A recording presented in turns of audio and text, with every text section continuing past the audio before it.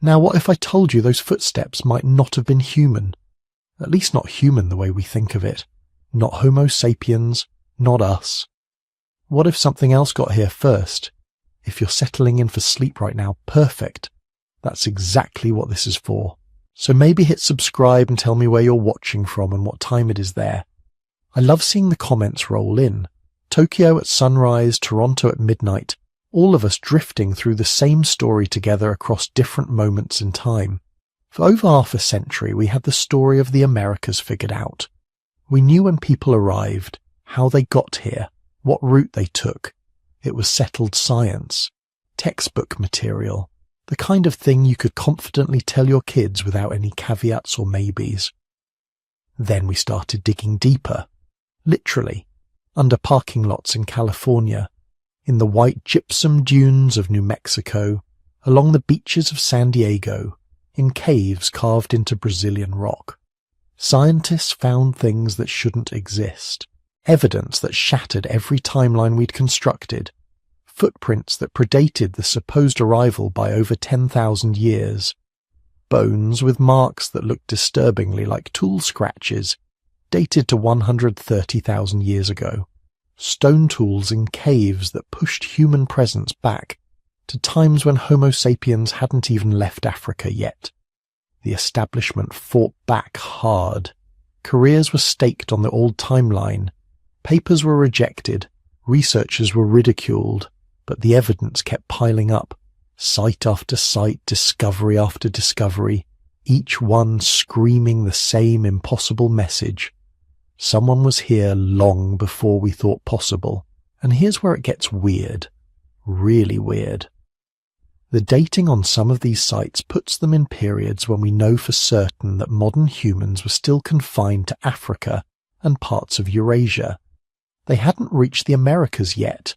They couldn't have. The timing doesn't work. So who left those marks? Who made those tools? Who walked across those ancient mudflats, leaving footprints that would fossilize into questions we still can't fully answer? The answer might be hiding in plain sight, written in the bones of species we've only recently begun to understand. Denisovans, Homo erectus, maybe even others we haven't discovered yet. Species of humans that weren't quite us, but were human enough to cross oceans, survive ice ages, and leave traces so subtle we almost missed them entirely. Think about what we're really talking about here. A timeline that doesn't stretch back 13,000 years, but potentially 130,000 years or more. That's not a minor revision. That's a complete rewrite of American prehistory. That's putting human activity in the Americas back into periods when Neanderthals still walked Europe, when our own ancestors in Africa were just beginning to develop the traits that would make them us. The implications are staggering. It means ice ages came and went with human populations in the Americas we never knew existed. It means migrations we never imagined. It means technologies and adaptations that somehow left almost no trace. Ghost populations moving through a ghost history, invisible to us until very recently, and the mystery goes deeper still. Because if other human species made it to the Americas tens of thousands of years before us, what happened to them? Where did they go? Did they die out before we arrived? Or did they linger, watching from the shadows as Homo sapiens finally crossed that same land bridge millennia later? Some researchers think they might have encountered the first modern humans to arrive.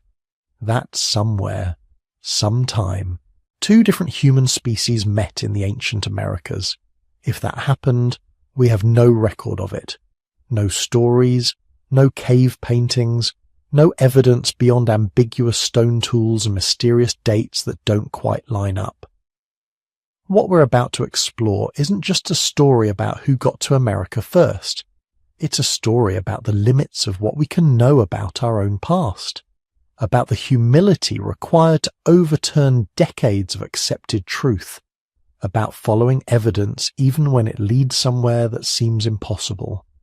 We're going on a journey through hundreds of thousands of years, across ice ages and lost continents, through the fossil record and the genetic code, chasing shadows of beings who are human, but not quite us. Species we shared this planet with. Species who might have stood on American shores watching the same oceans we watch today. Thinking thoughts we'll never fully understand. The ground beneath your feet has secrets, and we're just beginning to learn how to read them. For most of the 20th century, American archaeology had a clean, simple answer to the question of who first arrived in the Americas. The story went like this. Around 13,000 years ago, give or take a few centuries, humans crossed a land bridge from Siberia into Alaska. They walked through an ice-free corridor between two massive glaciers, emerged into the heartland of North America, and found themselves in a paradise unlike anything their ancestors had ever seen. Vast grasslands stretching to the horizon, herds of mammoths, mastodons, and giant ground sloths so enormous they made modern elephants look small. Saber-toothed cats prowling through forests of trees that would never be logged.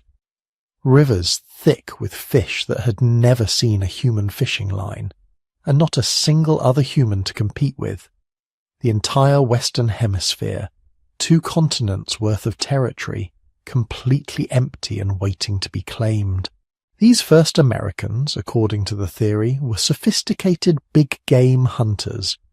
They carried distinctive spear points, beautifully crafted stone tools with a characteristic fluted base that made them easy to attach to wooden shafts.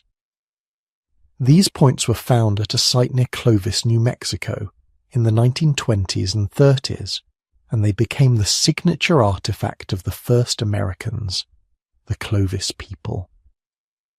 The story was compelling. Archaeological evidence showed these Clovis points spreading across North America with remarkable speed.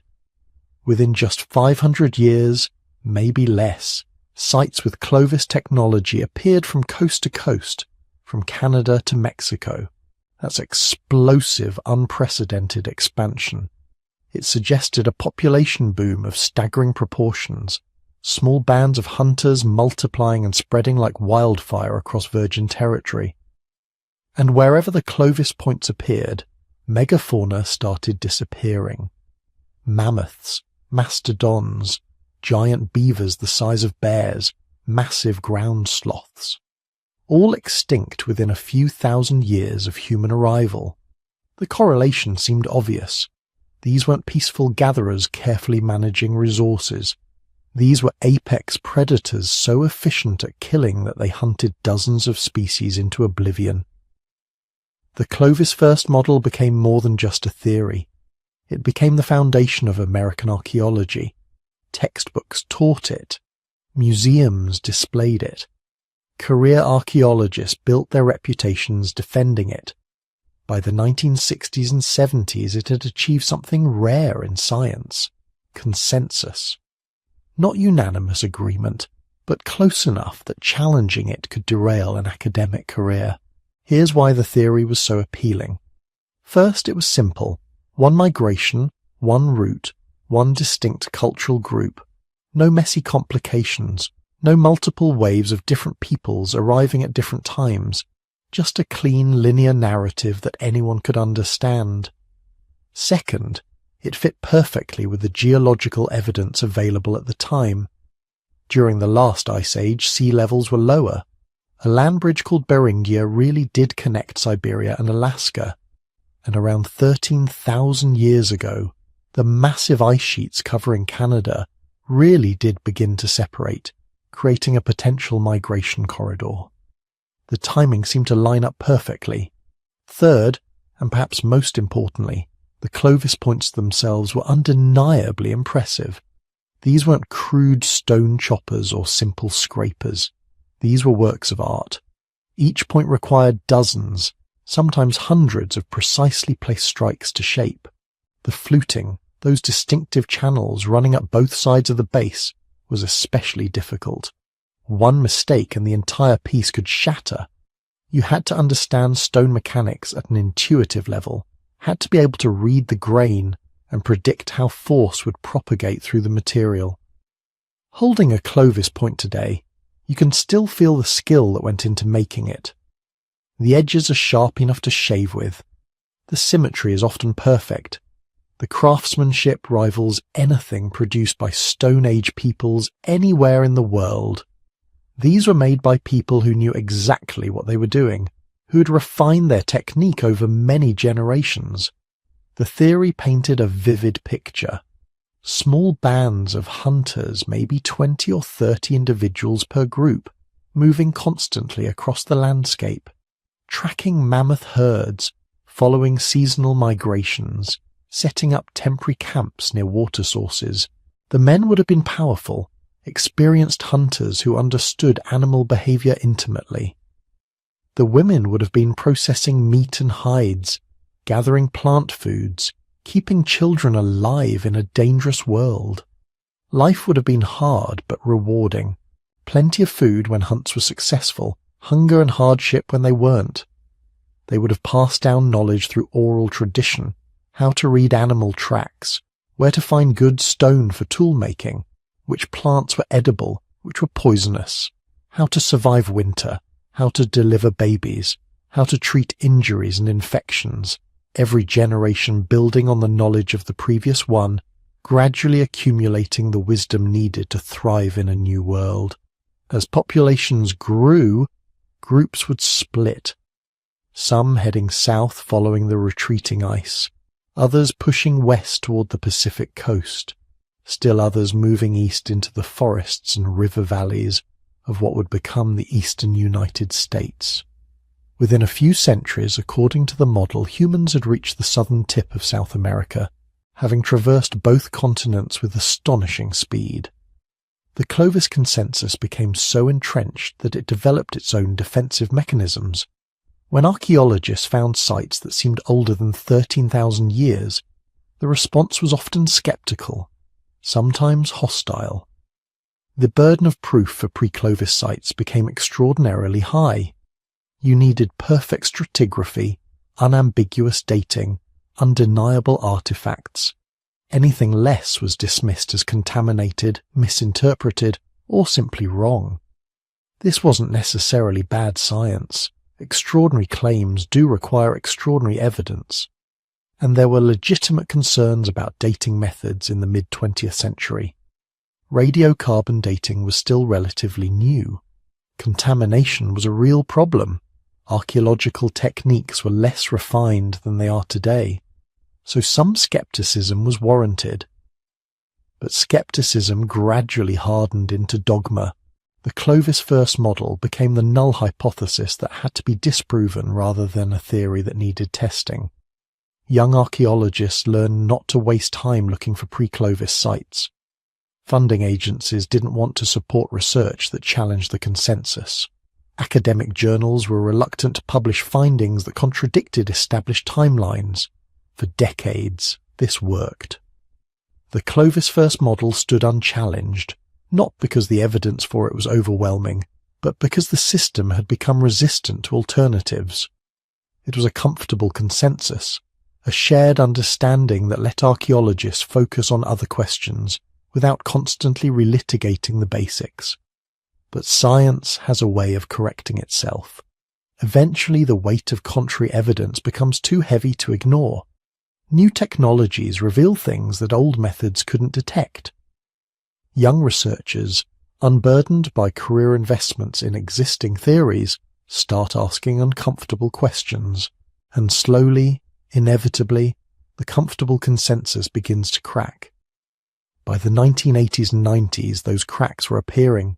Not huge, obvious fractures, but small fissures that suggested maybe, just maybe, the story was more complicated than anyone had thought. Sites in South America that seemed impossibly old, genetic studies that didn't quite match the archaeological timeline, new dating techniques that challenged assumptions about when humans could have arrived. The defenders of Clovis first didn't give up easily. Each challenge was met with rigorous scrutiny and often legitimate criticism. But each challenge also made it a little harder to maintain certainty, a little more difficult to dismiss alternatives out of hand. The revolution was coming. The Clovis consensus was about to collapse, and when it did, it would reveal a story far stranger and more fascinating than anyone had imagined. For decades, the story seemed settled. Clovis people arrived in the Americas around 13,000 years ago, spread rapidly across 2 continents, and became the ancestors of all Native American populations. The evidence was clear, the dates were consistent, and the theory was taught in every textbook. Archaeological sites older than Clovis simply didn't exist, or so everyone believed. But then came Monteverde.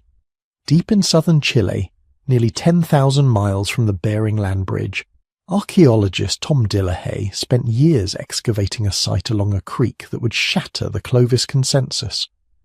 What made Monteverde extraordinary wasn't just its age, though that would prove controversial enough. It was the preservation. Most archaeological sites give us stone tools, bones, maybe some charcoal from ancient fires. The organic materials, the things that tell us how people actually lived. Those decay within years or decades, leaving almost no trace. Monteverde was different. Around 14,500 years ago, the site had been covered by a peat bog, creating an oxygen-free environment that preserved everything. And I mean everything. Dillehay's team found wooden tools, plant remains, pieces of hide, even chunks of mastodon meat with bite marks still visible. They found the remains of wooden structures, frameworks of logs and planks that had once formed simple dwellings. They found grinding stones with microscopic traces of wild potatoes still clinging to them. They found braided rope made from plant fibers. They found hearths with identifiable plant species, showing exactly what people had been eating 14,500 years ago. This wasn't just an archaeological site. It was a time capsule, a frozen moment from an age when humans supposedly weren't even in the Americas yet. And the radiocarbon dates were unambiguous. 14,500 years old, a full 1,500 years before Clovis. The response from the archaeological community was swift and brutal.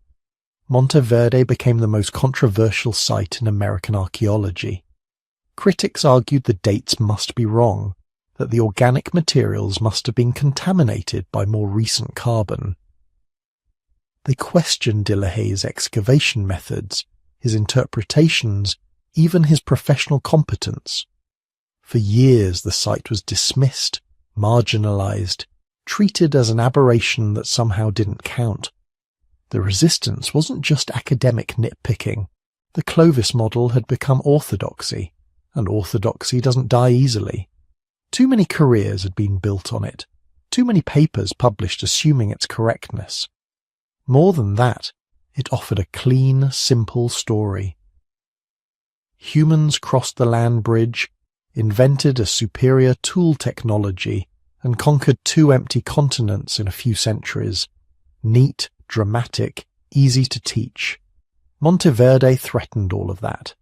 If humans were in southern Chile 14,500 years ago, they must have entered the Americas much earlier, maybe thousands of years earlier.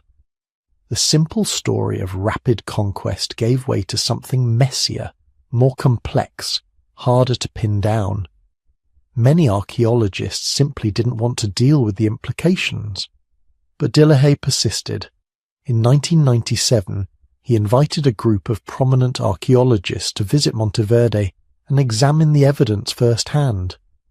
They spent days at the site, looking at the stratigraphy, examining the artifacts, reviewing the dating evidence. One by one, the skeptics became convinced. The dates were solid. The artifacts were genuine. Monteverde was real, and it was older than Clovis. The consensus began to crack. But Monteverde wasn't alone.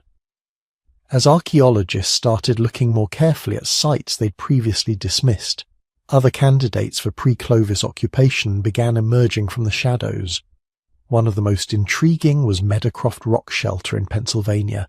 Archaeologist James Adovasio had been excavating Meadowcroft since the 1970s, and from the beginning he'd been getting dates that seemed too old. Not just a little too old, but dramatically too old. Some layers appeared to be 16,000 years old, maybe older, thousands of years before Clovis. The site itself was impressive, a massive rock overhang that had provided shelter for humans over thousands of years. The stratigraphy was textbook perfect, clear layers stacked one atop another like pages in a book, each representing a different period of occupation. The lowest levels, the ones yielding the oldest dates, contained simple stone tools, charcoal from ancient fires, and the bones of animals humans had hunted and butchered.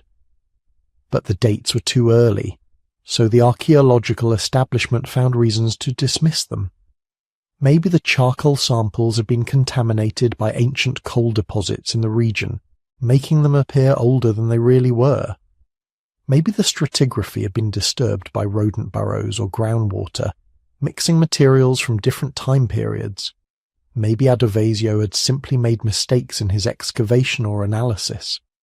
The criticism went on for decades. Papers were written questioning every aspect of Meadowcroft's chronology. Conference presentations became battlegrounds where Adovasio defended his findings against waves of skeptics. For years, Meadowcroft existed in a kind of archaeological limbo, too well documented to dismiss entirely, but too controversial to accept. Then Monteverde was validated, and suddenly Meadowcroft didn't seem so impossible anymore. Other archaeologists began re-examining the evidence with fresh eyes. The contamination arguments didn't hold up under scrutiny. Multiple dating methods yielded consistent results. The stratigraphy showed no signs of disturbance. Slowly, grudgingly, the consensus began to shift. Maybe Meadowcroft really was 16,000 years old. Maybe humans had been in North America far earlier than anyone wanted to believe. And if Meadowcroft was legitimate, what about all the other sites that had been dismissed over the years? What about Cactus Hill in Virginia, with its pre-Clovis layer buried beneath classic Clovis tools? What about the Topper site in South Carolina, where archaeologist Al Goodyear claimed to have found artifacts dating back 50,000 years?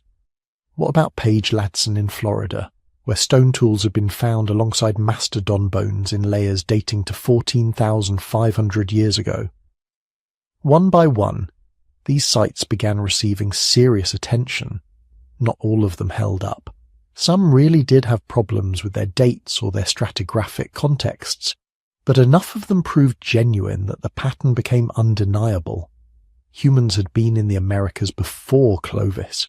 Probably thousands of years before. The simple story was wrong. But here's what made the transition so difficult. It wasn't just about accepting new dates. It was about rethinking everything. If humans arrived before the ice-free corridor opened, they must have come by a different route, probably along the Pacific coast.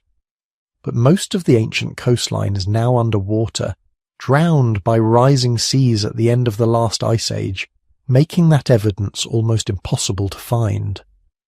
If they arrived earlier than 13,000 years ago, they must have been here during the last glacial maximum, the coldest period of the Ice Age, when massive glaciers covered much of North America. What kind of technology would have allowed them to survive in such harsh conditions? If they didn't have Clovis points, what tools were they using, and why are those earlier tools so hard to identify? Every answered question spawned 5 new ones. The neat story dissolved into complexity and uncertainty. Archaeological conferences that used to focus on the details of Clovis culture now became debates about fundamental questions. When did humans first arrive? Where did they come from? How did they get here? Were there multiple migrations or just one?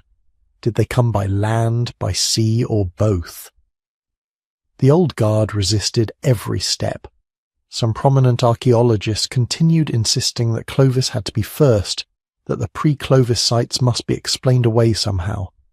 They wrote papers arguing that dates from Monteverde and similar sites should be interpreted differently, or that the artifacts weren't really tools but natural rocks that just happened to look like tools, or that the sites had been contaminated in ways nobody had yet identified. But the evidence kept accumulating. By the early 2000s, even the most dedicated Clovis First advocates were starting to concede that humans had probably arrived by at least 15,000 years ago. The question shifted from were there pre-Clovis people to how much earlier did they arrive? 16,000 years, 20,000, even earlier? Each new site pushed the boundaries a little further back. Paisley Caves in Oregon yielded human coprolites, fossilized feces, dating to 14,300 years ago. The DNA extracted from them matched modern Native American populations, proving these really were human remains and not some kind of contamination. The Gault site in Texas produced thousands of tools from layers beneath the Clovis occupation, some potentially dating back 20,000 years. Chiquihuit Cave in Mexico produced what might be stone tools dating back more than 30,000 years, though that site remains intensely controversial. The timeline kept stretching, the certainty kept eroding, and the story kept getting stranger. Because here's the thing that started bothering archaeologists. If humans had been in the Americas for 15,000 or 20,000, or maybe even 30,000 years, where were all their sites? Why weren't there thousands of pre-Clovis locations scattered across the landscape? Why did these earlier peoples leave so little trace of their existence? Some archaeologists suggested the pre-Clovis population must have been tiny. Just a few thousand people scattered across 2 continents, living so lightly on the land that they barely left any archaeological signature. Others proposed that rising sea levels at the end of the Ice Age had drowned most early sites along the coasts, where people probably concentrated. Still others wondered if the earlier peoples used technologies that were almost invisible to archaeologists, tools made primarily from wood, bone, and plant materials that rarely survive in the archaeological record. But as researchers grappled with these questions, a few were starting to ask something even more radical. What if some of these sites weren't just older than Clovis? What if they were old enough that they couldn't have been made by modern humans at all? What if whoever created them arrived in the Americas when our species was still confined to Africa and Eurasia? What if the first Americans were something else entirely? Something we hadn't even considered? That's when things got really weird. Picture a typical Southern California morning in 1992. Construction crews are widening State Route 54 in San Diego, excavators tearing through dirt and rock like they've done 1,000 times before. Nobody expects anything unusual. This is routine highway expansion, the kind of project that happens everywhere, all the time. Then the backhoe hits something, not rock, something different. The operator stops, calls over the supervisor. They peer into the trench and see what looks like enormous bones, far larger than anything from a cow or horse. The construction stops. Calls are made. Within hours, paleontologists from the San Diego Natural History Museum arrive on site. What they find stops them cold.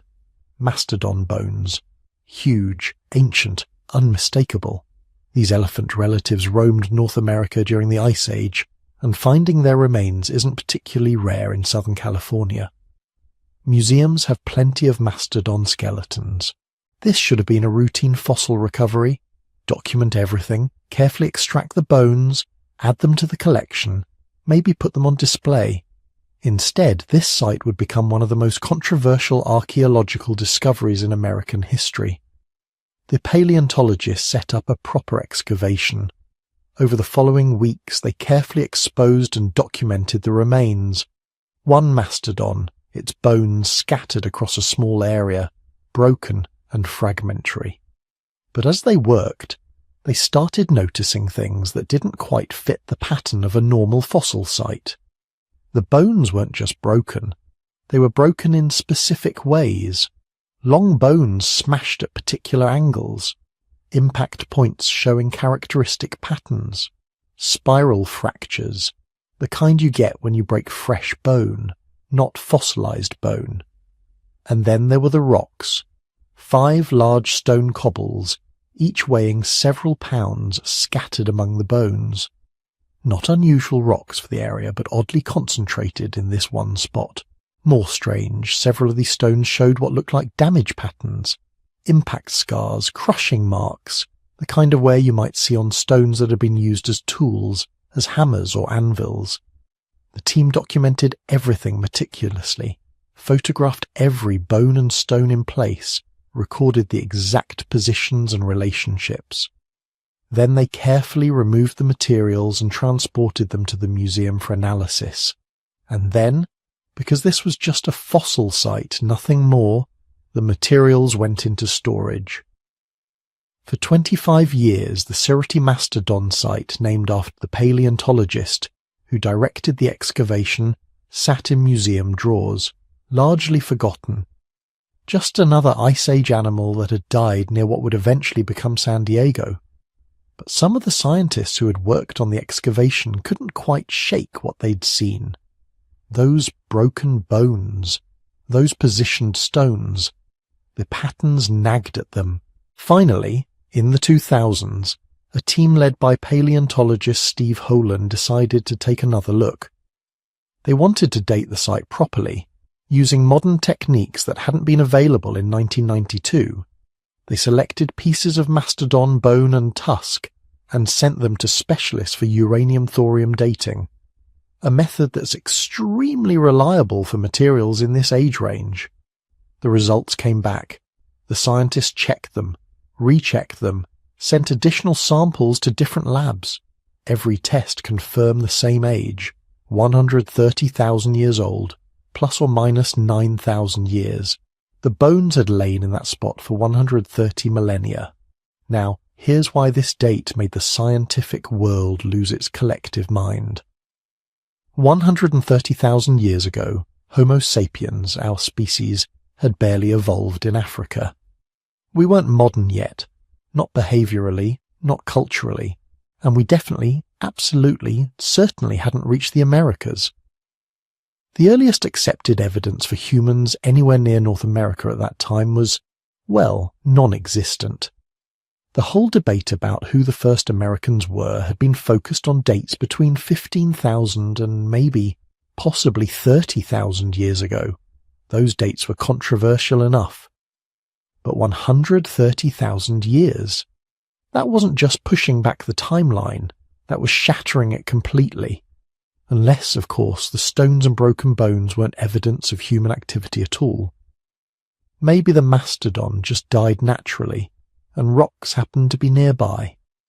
Maybe the bones were broken by geological processes, by the weight of sediment pressing down over tens of thousands of years. This was the reasonable, measured scientific response. But Holan and his team didn't think so. They'd spent years studying how bones break under different circumstances. They knew what natural breaks looked like versus intentional breaks.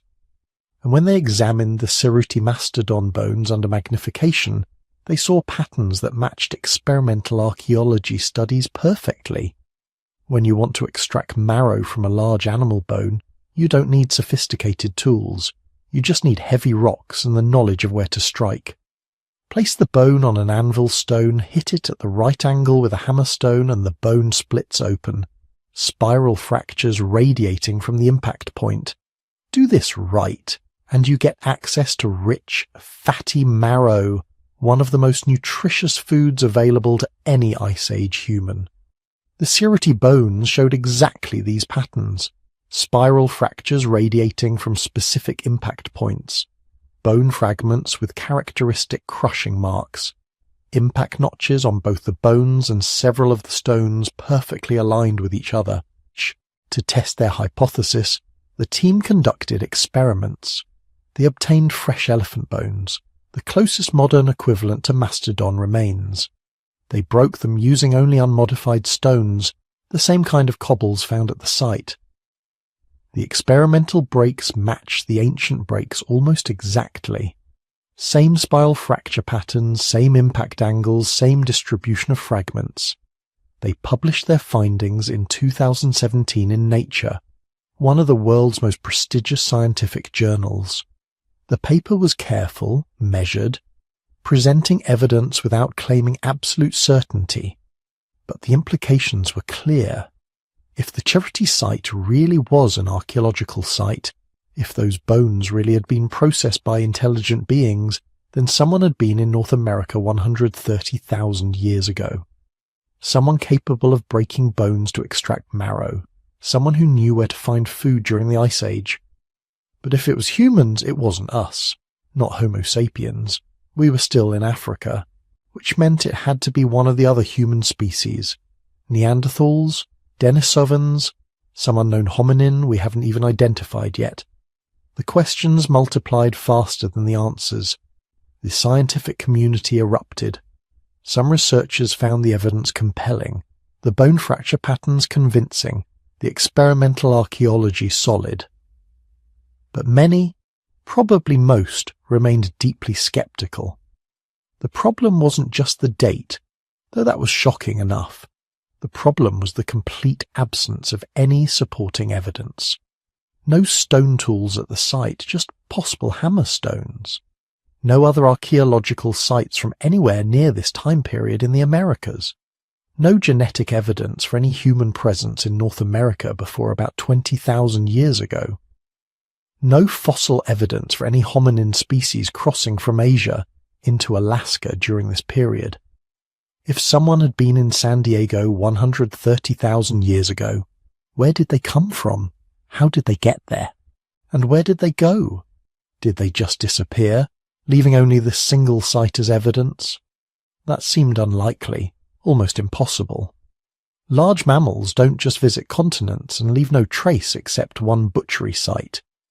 Critics argued that the bone fractures could be natural, that the team was seeing patterns that weren't really there. Heavy rocks rolling down slopes during floods or landslides can break bones. Geological pressure over tens of thousands of years can create fractures that look intentional. The fact that the bones and stones were found together might be purely coincidental. After all, rocks exist everywhere. Finding them near bones doesn't automatically mean they were used as tools. Some critics went further, questioning the dating itself. Though uranium-thorium dating is reliable, could there have been contamination? Could the samples have been compromised somehow? The original excavation in 1992 had used construction equipment, not the careful techniques of a modern archaeological dig. Maybe something had gone wrong that nobody had noticed.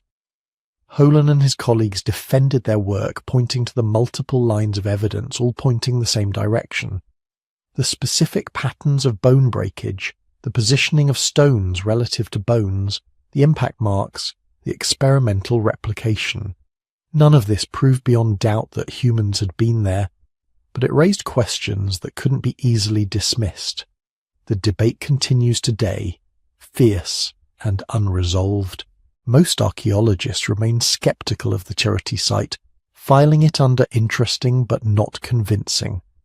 The extraordinary nature of the claim requires extraordinary evidence, and for many scientists the evidence just isn't strong enough yet. But a minority of researchers think the site deserves serious consideration. They point out that scientific consensus has been wrong before, that sites now accepted as genuine were once dismissed as impossible. What makes the Cerati mastodon so unsettling isn't just what it might mean if it's real. It's what it reveals about the limits of our knowledge. We've built our entire understanding of American prehistory on the assumption that humans arrived relatively recently, within the last 15,000 to 30,000 years. Every model, every theory, every interpretation depends on this framework. But what if the framework is wrong? What if our species isn't the only one that made it to the Americas? What if there were earlier migrations, earlier attempts at colonization that failed, leaving only scattered traces we haven't learned to recognize yet? The Cerati site forces us to confront uncomfortable possibilities.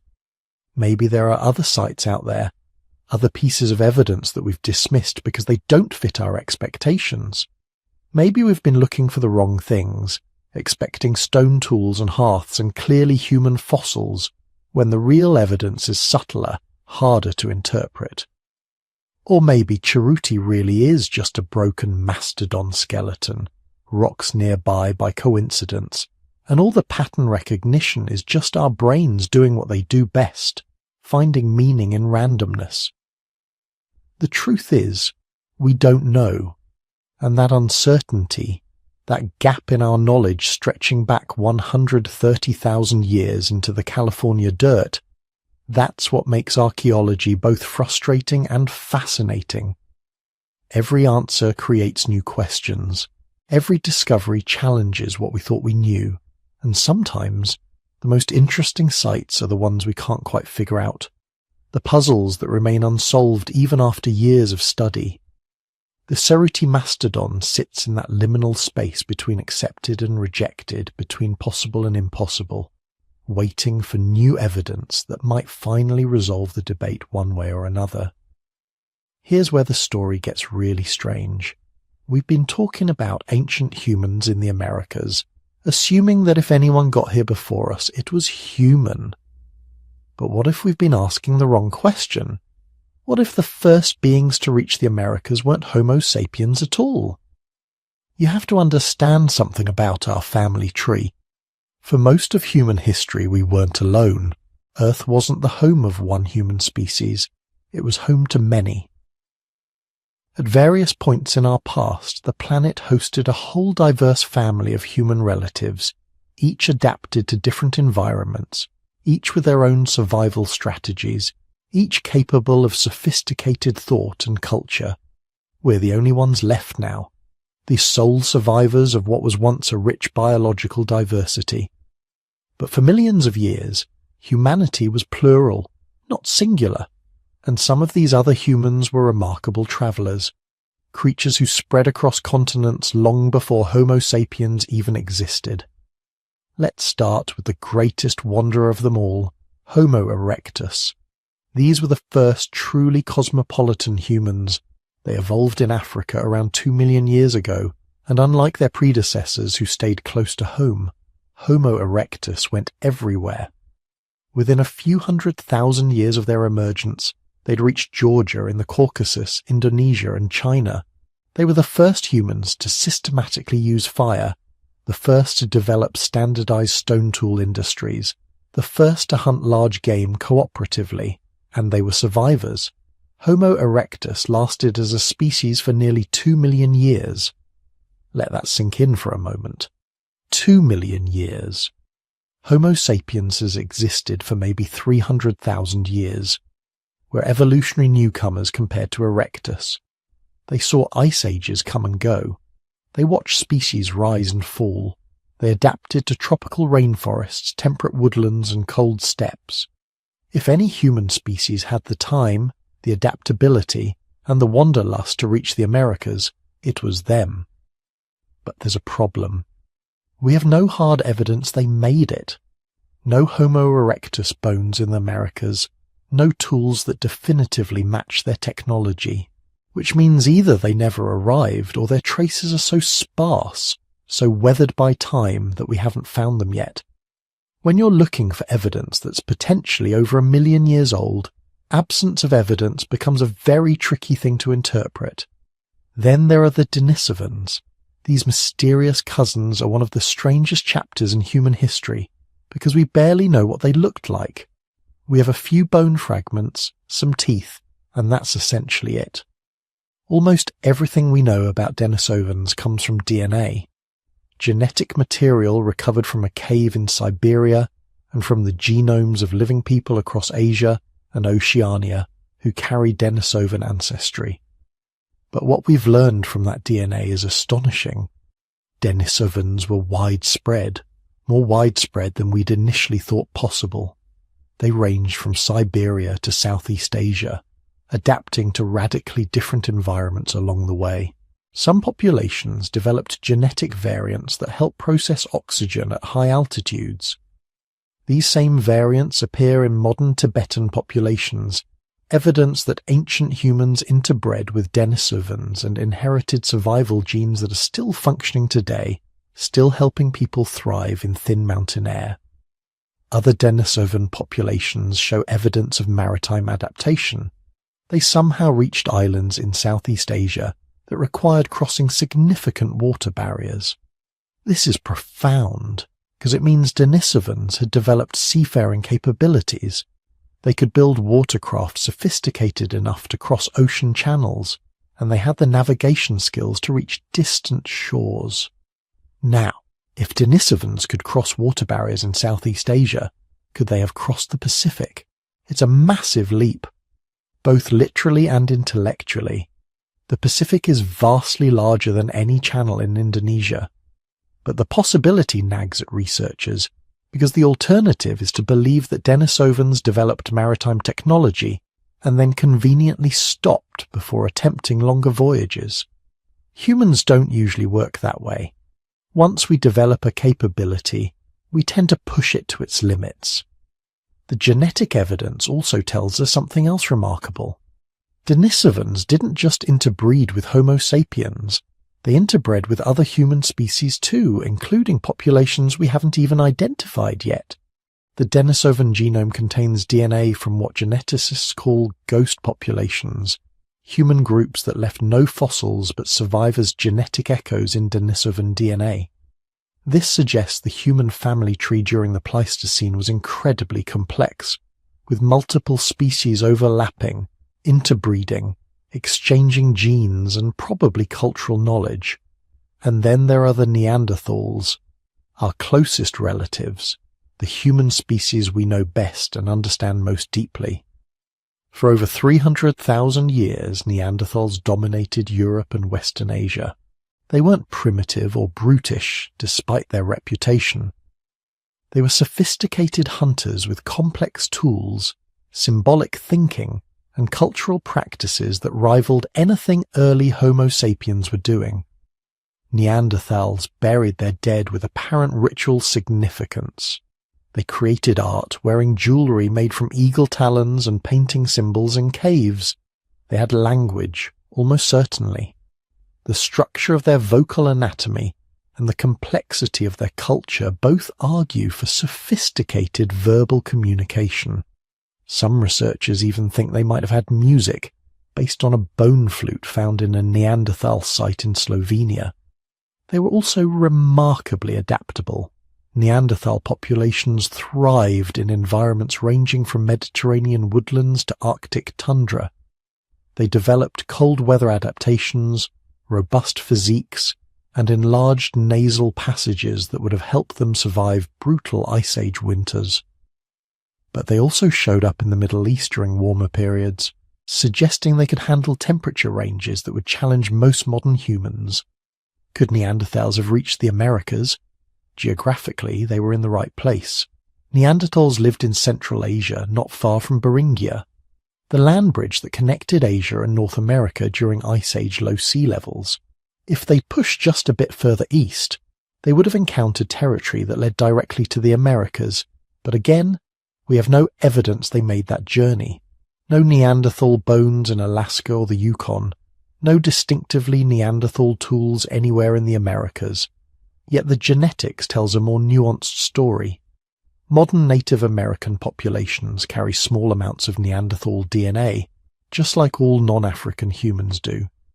This ancestry comes from interbreeding that happened in the Middle East around 60,000 years ago, before modern humans dispersed across the globe.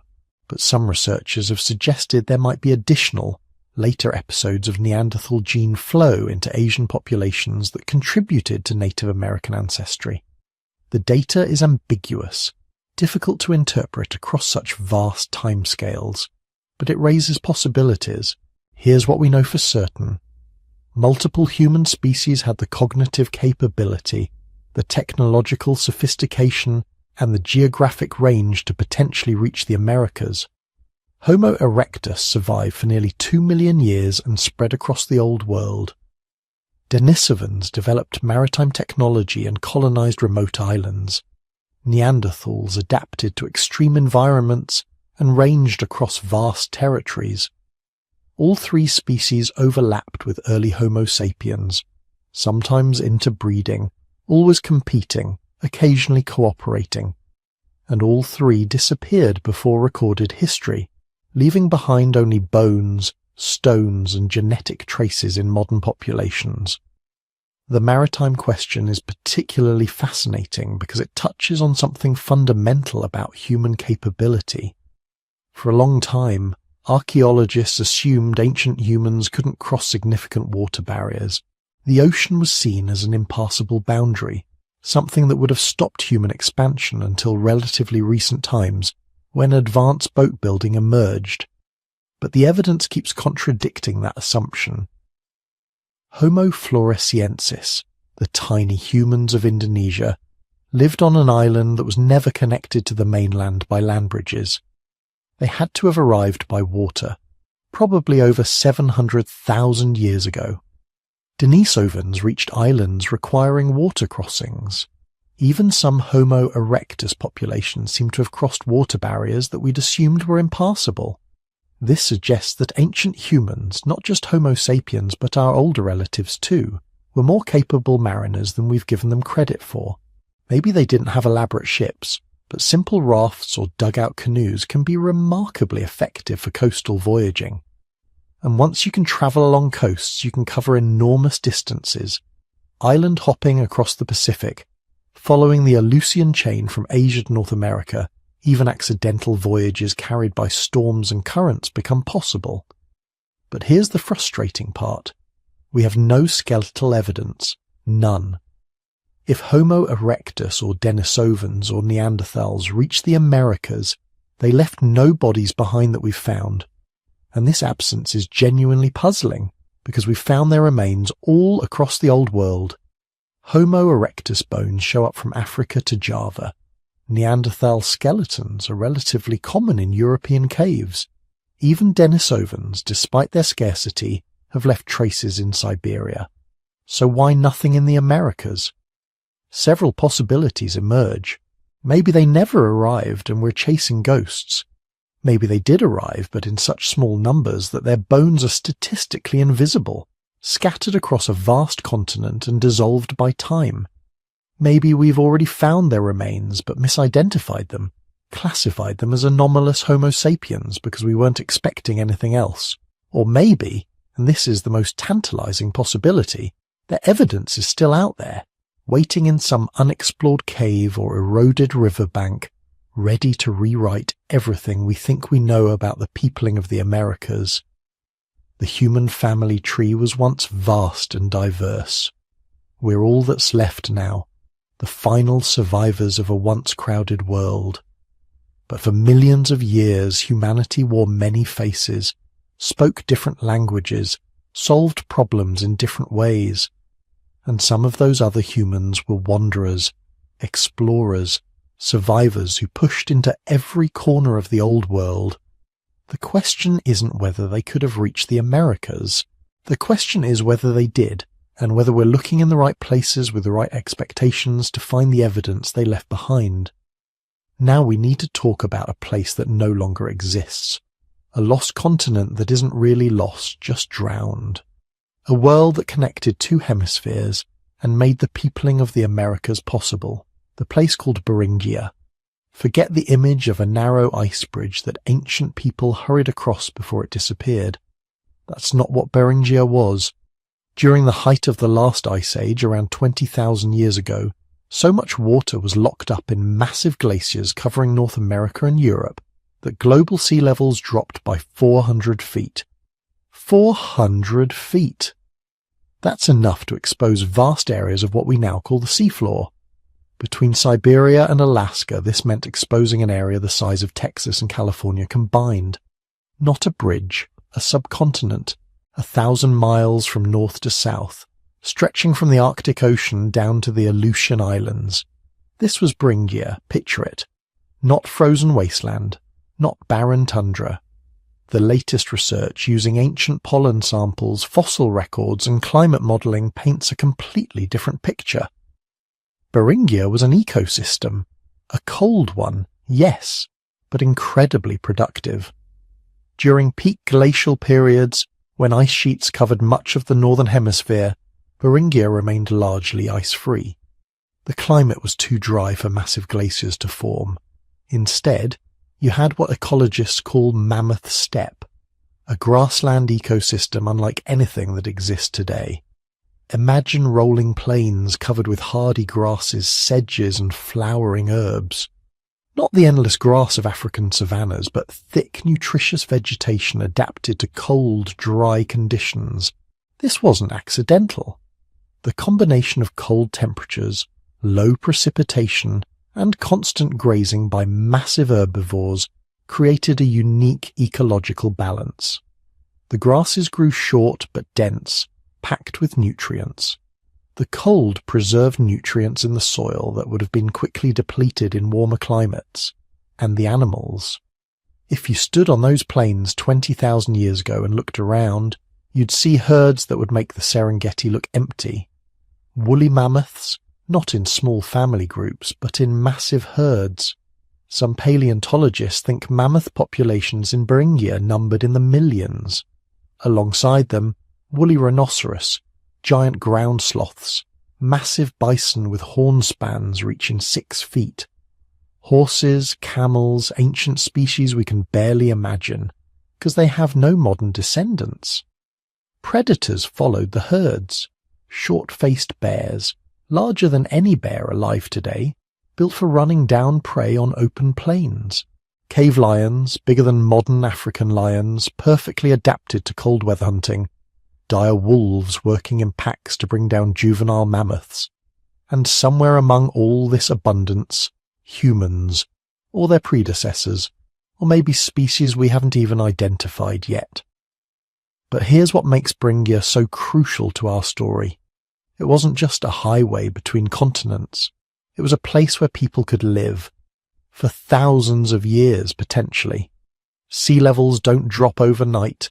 The formation of Beringia happened gradually over centuries. And it didn't just appear once. Every ice age for the past 2 million years exposed at least part of this landmass. The bridge appeared and disappeared in cycles lasting thousands of years, following the rhythm of glacial advance and retreat.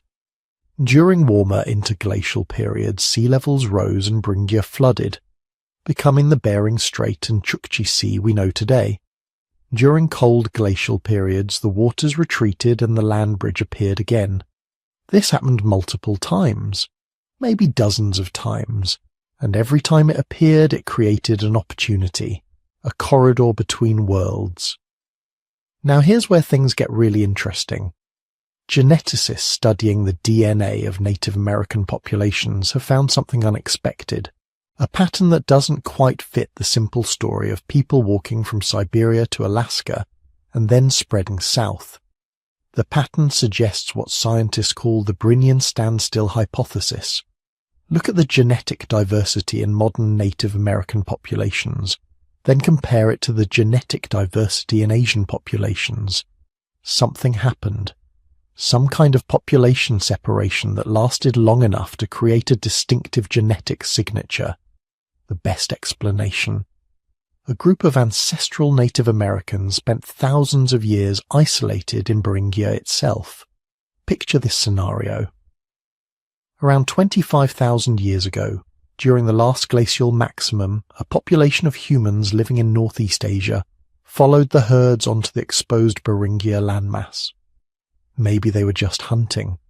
Maybe they were expanding into new territory as populations grew. But then something happened. The glaciers to the south and east grew larger, creating massive ice sheets that blocked any movement further into the Americas.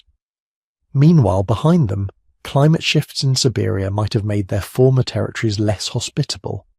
Or maybe other populations moved in, occupying the best hunting grounds. Whatever the reason, this group found themselves effectively trapped on Beringia. Not prisoners exactly. The land was productive enough to support them, but isolated. Cut off from other human populations by ice to the east, ocean to the north and west, and occupied territories or harsh conditions to the south. So they stayed. For 5,000 years, maybe longer, generation after generation, living on this now vanished continent. Small population, probably a few thousand individuals at most. Enough to maintain genetic diversity, but small enough that genetic drift would have significant effects. They weren't just surviving, they were evolving, adapting to Beringian conditions, developing unique genetic variants, creating their own tool traditions, their own stories, their own identity. The genetic evidence suggests this population remained relatively isolated until around 15,000 years ago. Then something changed. Maybe an ice-free corridor opened between the massive Laurentide ice sheet covering eastern North America and the Cordilleran ice sheet covering the western mountains. Maybe climate warming made the coastal routes more accessible. Or maybe the Beringian population had simply grown large enough that groups began pushing into new territories regardless of the challenges. But the Beringian standstill is just one model. Other researchers look at the same genetic evidence and see something different. Multiple waves, not one migration but several, spread across thousands of years, each wave bringing a distinct population, each contributing different genetic signatures to modern Native Americans. Under this model, the first wave came earliest, maybe 20,000 or 25,000 years ago. These pioneers, whoever they were, managed to find a way through or around the ice. They spread rapidly through the Americas, becoming the ancestors of most Native American populations. Then came second wave, thousands of years later. These populations, possibly speaking different languages or using different technologies, moved into already occupied territories. Sometimes they mixed with existing populations. Sometimes they displaced them. Sometimes they occupied different ecological niches, living alongside earlier arrivals without much interaction. Maybe there was a third wave, or a fourth. The genetic data gets murky. Different research teams analyzing different markers find different patterns. Some see 3 distinct migrations, others see 5. Still others argue for continuous low-level migration over tens of thousands of years, with no clear separation into distinct waves. And then there's the coastal route, the Kelp Highway hypothesis. Because here's a problem with all the interior routes. Whether through an ice-free corridor or across Beringia itself, the interior of Ice Age North America was brutal, cold, dry, seasonal extremes, resources that appeared and disappeared with the seasons. Survival would have been desperately difficult. But the coasts were different. Even during maximum glaciation, the Pacific coast of North America supported rich marine ecosystems. Kelp forests stretching for thousands of miles filled with fish, seals, sea otters, shellfish, productive estuaries where rivers met the sea, predictable, abundant resources that didn't disappear in winter. Recent archaeological surveys using underwater robotics have found submerged sites along the Pacific coast that date back 13,000 years or more. These sites are now 100 feet underwater because sea levels have risen since the Ice Age ended. But they prove that people were living along the coast at least that long ago. And if there are sites at 100 feet depth, might there be older sites even deeper in areas we haven't surveyed yet? The Kelp Highway hypothesis suggests that maritime adapted populations could have moved down the Pacific coast from Beringia to California, Chile and beyond in just a few thousand years. Not walking across frozen tundra, but paddling boats from one rich coastal area to the next. Harvesting seafood, following the kelp forests, staying in the productive coastal zone where survival was relatively easy. This raises a fascinating possibility. What if different human species used different routes at different times? Modern humans taking the coastal route, following maritime resources. Neanderthals or Denisovans or some other archaic human taking interior routes during earlier glacial periods when conditions aligned just right.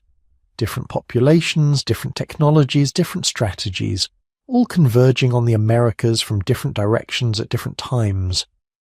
The evidence for this is circumstantial but intriguing. Some stone tool technologies in the Americas look unlike anything found in Northeast Asia, but show similarities to tools from European Paleolithic sites. Explained as convergent evolution by most archaeologists, people independently inventing similar solutions to similar problems. But a few researchers wonder if there might be actual connections. Transatlantic migrations during earlier ice ages when conditions were different. Others point to dental patterns, skull measurements, even parasite DNA that suggests the first Americans might not have been a single homogeneous population, but a mixture of peoples from different source regions. As if multiple groups, using different routes, arrived at different times and mixed together to create the genetic diversity we see in ancient American remains. Beringia itself is now lost. The land bridge disappeared for the last time around 11,000 years ago as global temperatures rose and glaciers melted, releasing their water back into the oceans. The Bering Strait opened, the Mammoth Steppe flooded and became seafloor.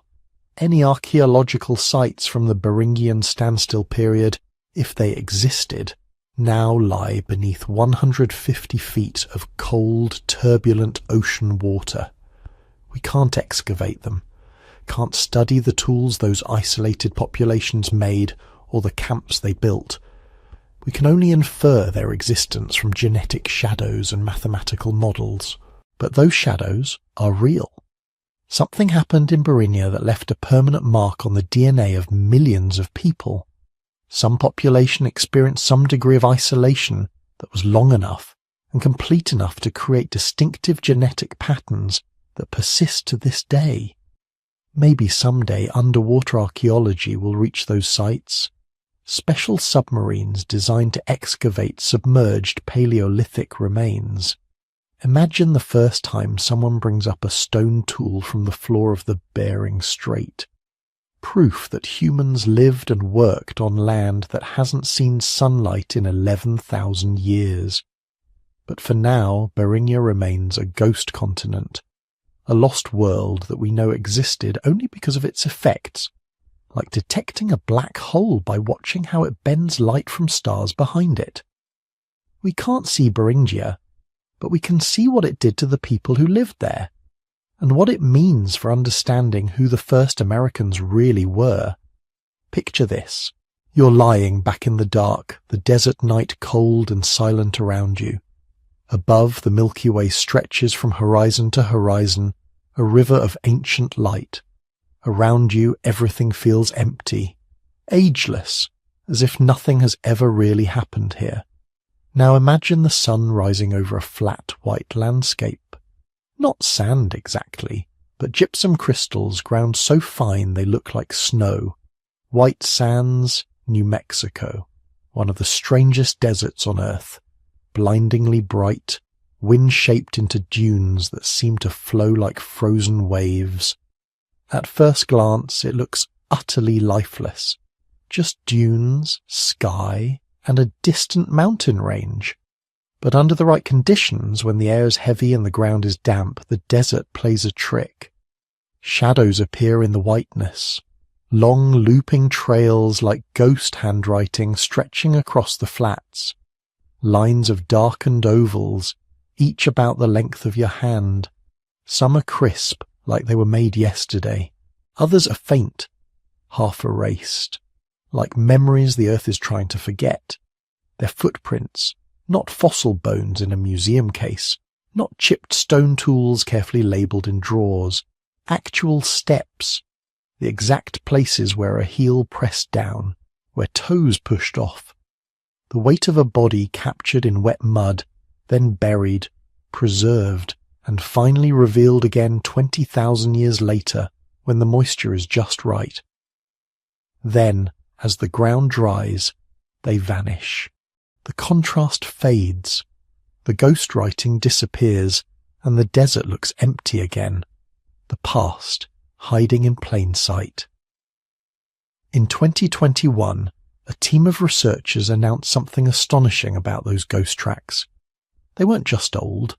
They were impossibly old. According to their dating, many of the footprints at White Sands formed between about 21,000 and 23,000 years ago, right in the middle of the last glacial maximum, when ice sheets thousands of feet thick covered much of North America. A time when, according to the classic story, there shouldn't have been any humans that far south in the Americas at all. But the sand was telling a different story. To understand why this matters, you have to picture the world as it was then. Sea levels were far lower. Vast ice sheets smothered Canada, parts of the northern United States, and high mountains. The air was colder, drier. Glaciers flowed like slow rivers of stone, grinding down everything in their path. Between Siberia and Alaska, the Bering Land Bridge, Beringia, was exposed, a continent in its own right. Grasslands, rivers, herds of mammoths and bison. For decades, the standard model said humans crossed that bridge from Asia into Alaska sometime around 16,000 to 14,000 years ago, then waited for an ice-free corridor to open through the glaciers before moving south into the rest of the continent. According to that timeline, New Mexico shouldn't see human footprints until well after 14,000 years ago. But there they are, white sands, 21,000 to 23,000 years old if the dates are right. Footsteps in the middle of the supposed ice prison, as if someone had quietly slipped into the theatre years before the doors were supposed to unlock and taken a walk right through the middle of the stage. And it's not just one or two lonely prints, it's hundreds, thousands, layer after layer of them stacked in the lake sediments like pages in a book. Because back then, White Sands wasn't a desert. It was the edge of a shallow lake, a Pleistocene water body shimmering under a cooler sun, ringed with grasses and reeds. Mammoths came to drink there. Giant ground sloths lumbered along the shore. Ancient camels and dire wolves and now vanished birds left their own trails in the mud. Among them, sometimes crossing, sometimes weaving between the animal paths, are human tracks. And the most striking thing, many of them were made by children and teenagers. The scientists mapped out one particularly long trackway, a zigzag path of small footprints stretching for more than a mile along the ancient lakeshore. A teenager, maybe 12 or 13, walking with a determined, almost hurried stride. At one point the person slips slightly in the mud, then keeps going. Elsewhere, clusters of tiny prints swarm around a bigger one. A group of children moving with an adult darting in and out, moving close to the water, then back. You can almost see the scene. A cold, windy morning. Shallow waves licking against the lake edge. The cries of birds. The distant rumble of mammoth herds.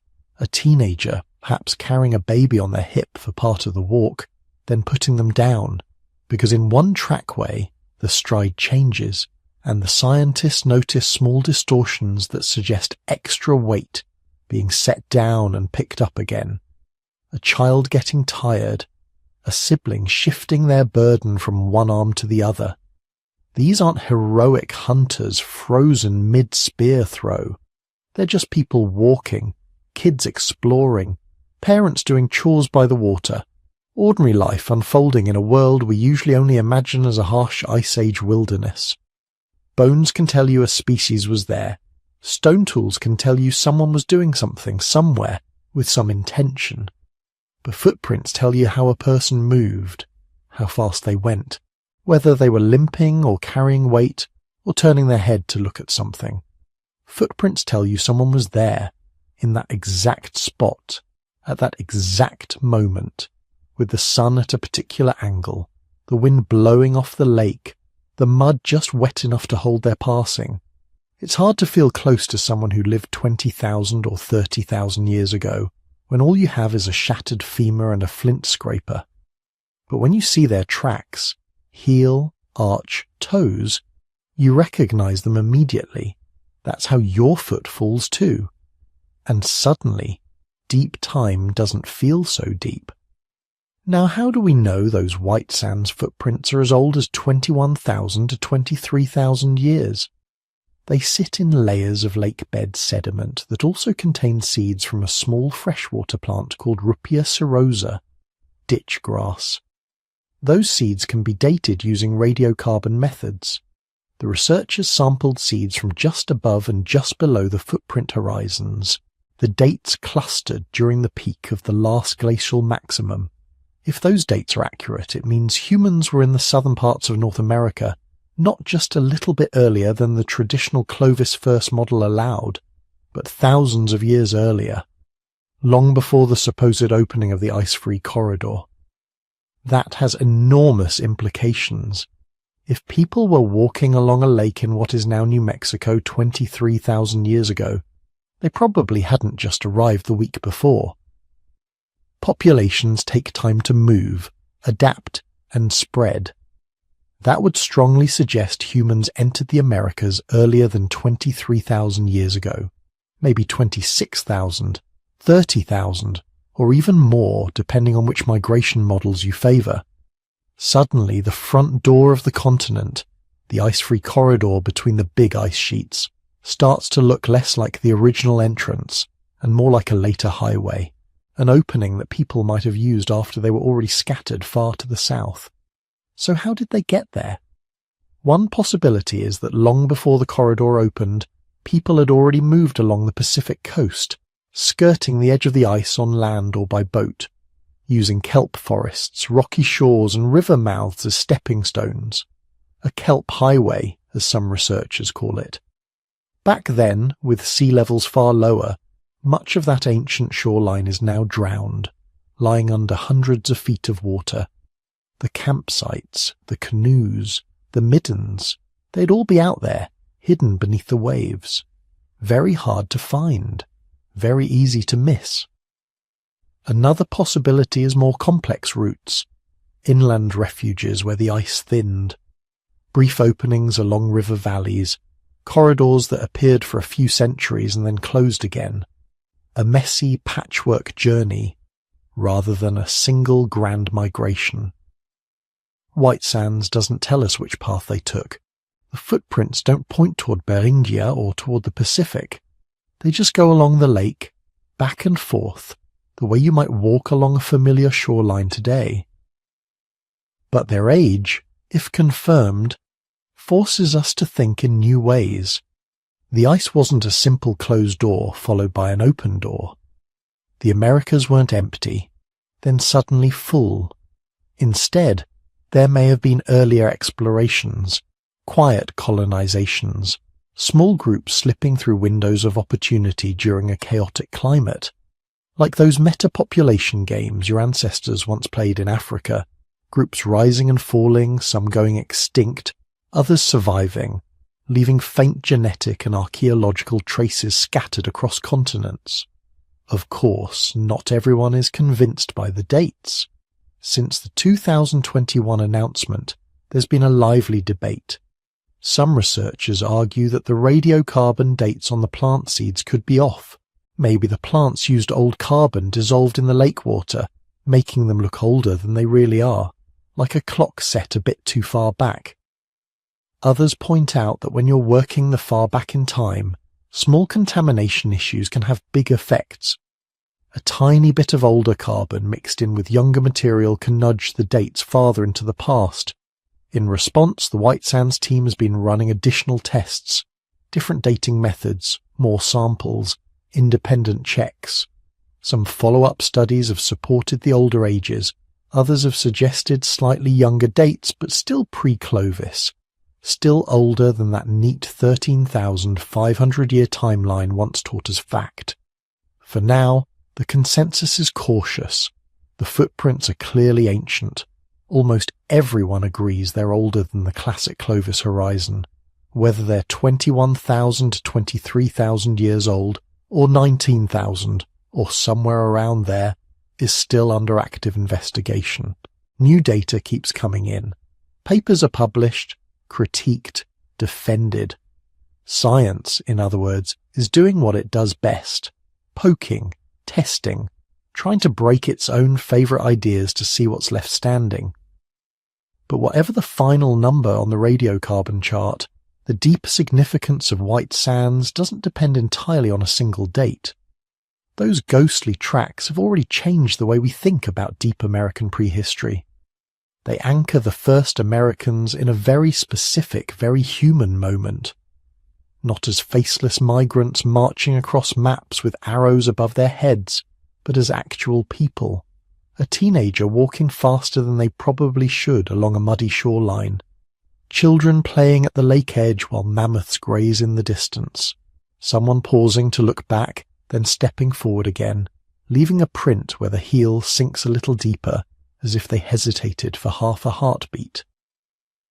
For most of our species' story, the record is cold, stone, bone, ash, durable things that survive the grinding of time. White sands is different. It's warm, it's soft, it's the texture of skin against mud, preserved by accident, then revealed by wind and water cycles, disappearing and reappearing like a memory you keep almost forgetting. It reminds us that deep time isn't just about dates and diagrams, it's about individuals.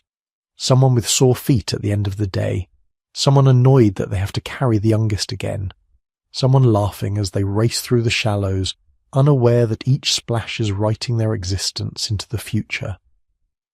When you zoom out, the footprints are part of a huge tangled story, about ice sheets and corridors and coastal routes, about Neanderthals and Denisovans and modern humans mixing and migrating.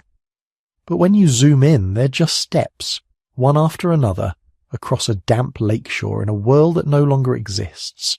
And yet, when you trace them with your eyes, following that long line of prints across the gypsum flats, you're doing something the original track maker could never have imagined. You're walking with them, from 23,000 years in the future, side by side across the darkness of time. The story of the first Americans isn't just written in stone tools and footprints, it's written inside you. Every cell in your body carries tiny molecular records, quiet little journals that have been copying themselves for hundreds of thousands of years. For most of human history, nobody could read them. Then, in the last few decades, we learned how to listen. And when scientists finally cracked open those microscopic archives, they discovered something both thrilling and deeply unsettling. The past we thought we knew was only a draft.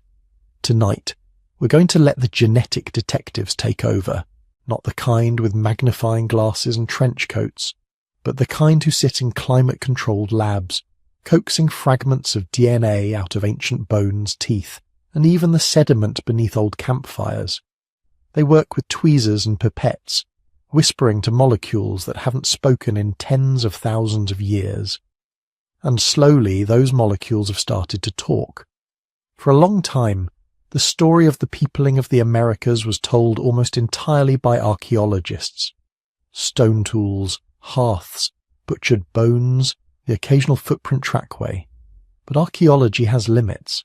Sites erode. Coastlines sink beneath the sea. Organic materials vanish.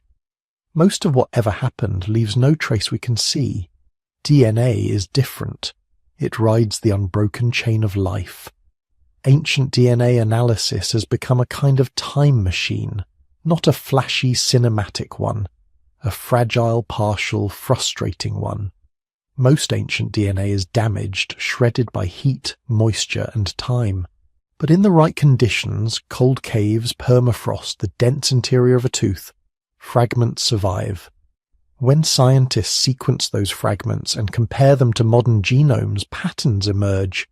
Hidden relationships, lost migrations, whole populations that archaeology barely hints at. This is how we learned that Neanderthals and Denisovans were not just our distant cousins, but our occasional partners. Their DNA lingers in our blood, like faint echoes of an ancient conversation.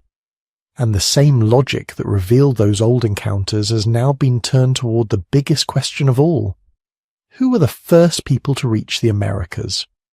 For a long time, the answer seemed simple. Modern Native Americans, we were told, descended from a single wave of people from Siberia, crossing Beringia at the end of the last ice age. Clean, linear, easy to diagram in a textbook. Then came the DNA. When geneticists began analyzing the genomes of indigenous peoples from North and South America, carefully, and only with community consent in more recent work, they kept seeing the same thing. a very strong signal pointing back to Northeast Asia, to ancient Siberia. This part of the story is now one of the most solid pieces of the puzzle. Across the Americas, from the Arctic to Patagonia, Native American populations share a core ancestry that branches off from ancient Siberian groups in the distant past. Not yesterday, not 10,000 years ago, but much earlier, on the order of 20,000+ years, maybe more, depending on the model. It's as if a small, isolated group split from their Siberian relatives, disappeared into a long corridor of time and space, and then reappeared on the American side of the world. Some geneticists think this ghost period corresponds to a population living in Beringia itself, the lost land bridge between Asia and North America, trapped by glaciers to the east and west, yet surrounded by surprisingly rich ecosystems. These people may have waited out the height of the last ice age on a steppe of grasses, dwarf shrubs, and roaming megafauna. Their DNA carries marks of that long isolation. Reduced diversity, distinctive mutations, subtle patterns that whisper of a population squeezed, then released. When the ice finally retreated, their descendants poured south into the empty continents. Their genetic signature spread like spilled ink across two vast land masses. But that's only the beginning of what DNA has to say, because when scientists started looking more closely, they noticed something odd. Most Native American ancestry traces back to that ancient Siberian Beringian branch, but in some indigenous groups, especially in parts of Amazonia, there was a faint signal that didn't quite fit. A subtle statistical nudge, almost like background noise, that kept showing up in comparison after comparison. When they tried to explain it, their models pointed to a strange conclusion. A small portion of ancestry in some South American populations seemed more closely related, very distantly, to peoples in Australasia, Australia, Papua New Guinea, some groups in Melanesia, than to other Asians. Not a direct link, not recent, not anything like Australians sailed to Brazil. More like a shared, very ancient branch on the family tree that somehow lingered here and there in the Americas. Geneticists, being human, gave this mysterious signal a name, Population Y. The Y stands for Wipiquera, a word meaning ancestor in the Tupi language family. It's not a tribe, not a culture we can point to on a map. It's a ghost, a hypothetical ancestral population that contributed a small amount of DNA to some early South Americans, then seemingly vanished. How did that happen? There are competing ideas. One possibility is that the ancestors of Native Americans back in East Asia were already a blend of multiple ancient lineages, some closer to modern Northeast Asians, some closer to these Australasian-like groups. When a small Beringian founding population crossed into the Americas, they carried a bit of this deeper diversity with them. Over time, most of those signals were either lost or swamped, but in some regions, like parts of the Amazon, they persisted at slightly higher levels. Another possibility is more dramatic. Maybe there was an early, poorly understood migration into the Americas by people with a different ancestry profile, and later waves mixed with them. If so, their archaeological traces might be buried along coasts now drowned by rising seas, or scattered in sites we haven't recognized yet. Right now, the evidence leans toward complex population structure in Asia, before the crossing, rather than long-distance Australasian voyages across the Pacific. But that could change. New genomes, new methods, new surprises. Population Y is a reminder that DNA doesn't always give us neat answers. Sometimes it just points a trembling finger at a door we didn't know existed, and leaves it slightly ajar. The surprises don't end in the Amazon. Some Native American groups show genetic affinities to ancient populations in what is now Japan, especially to the Jomon people, who lived on the islands for thousands of years before the arrival of later agricultural groups. Again, these are not direct, simple links, but faint echoes in the data.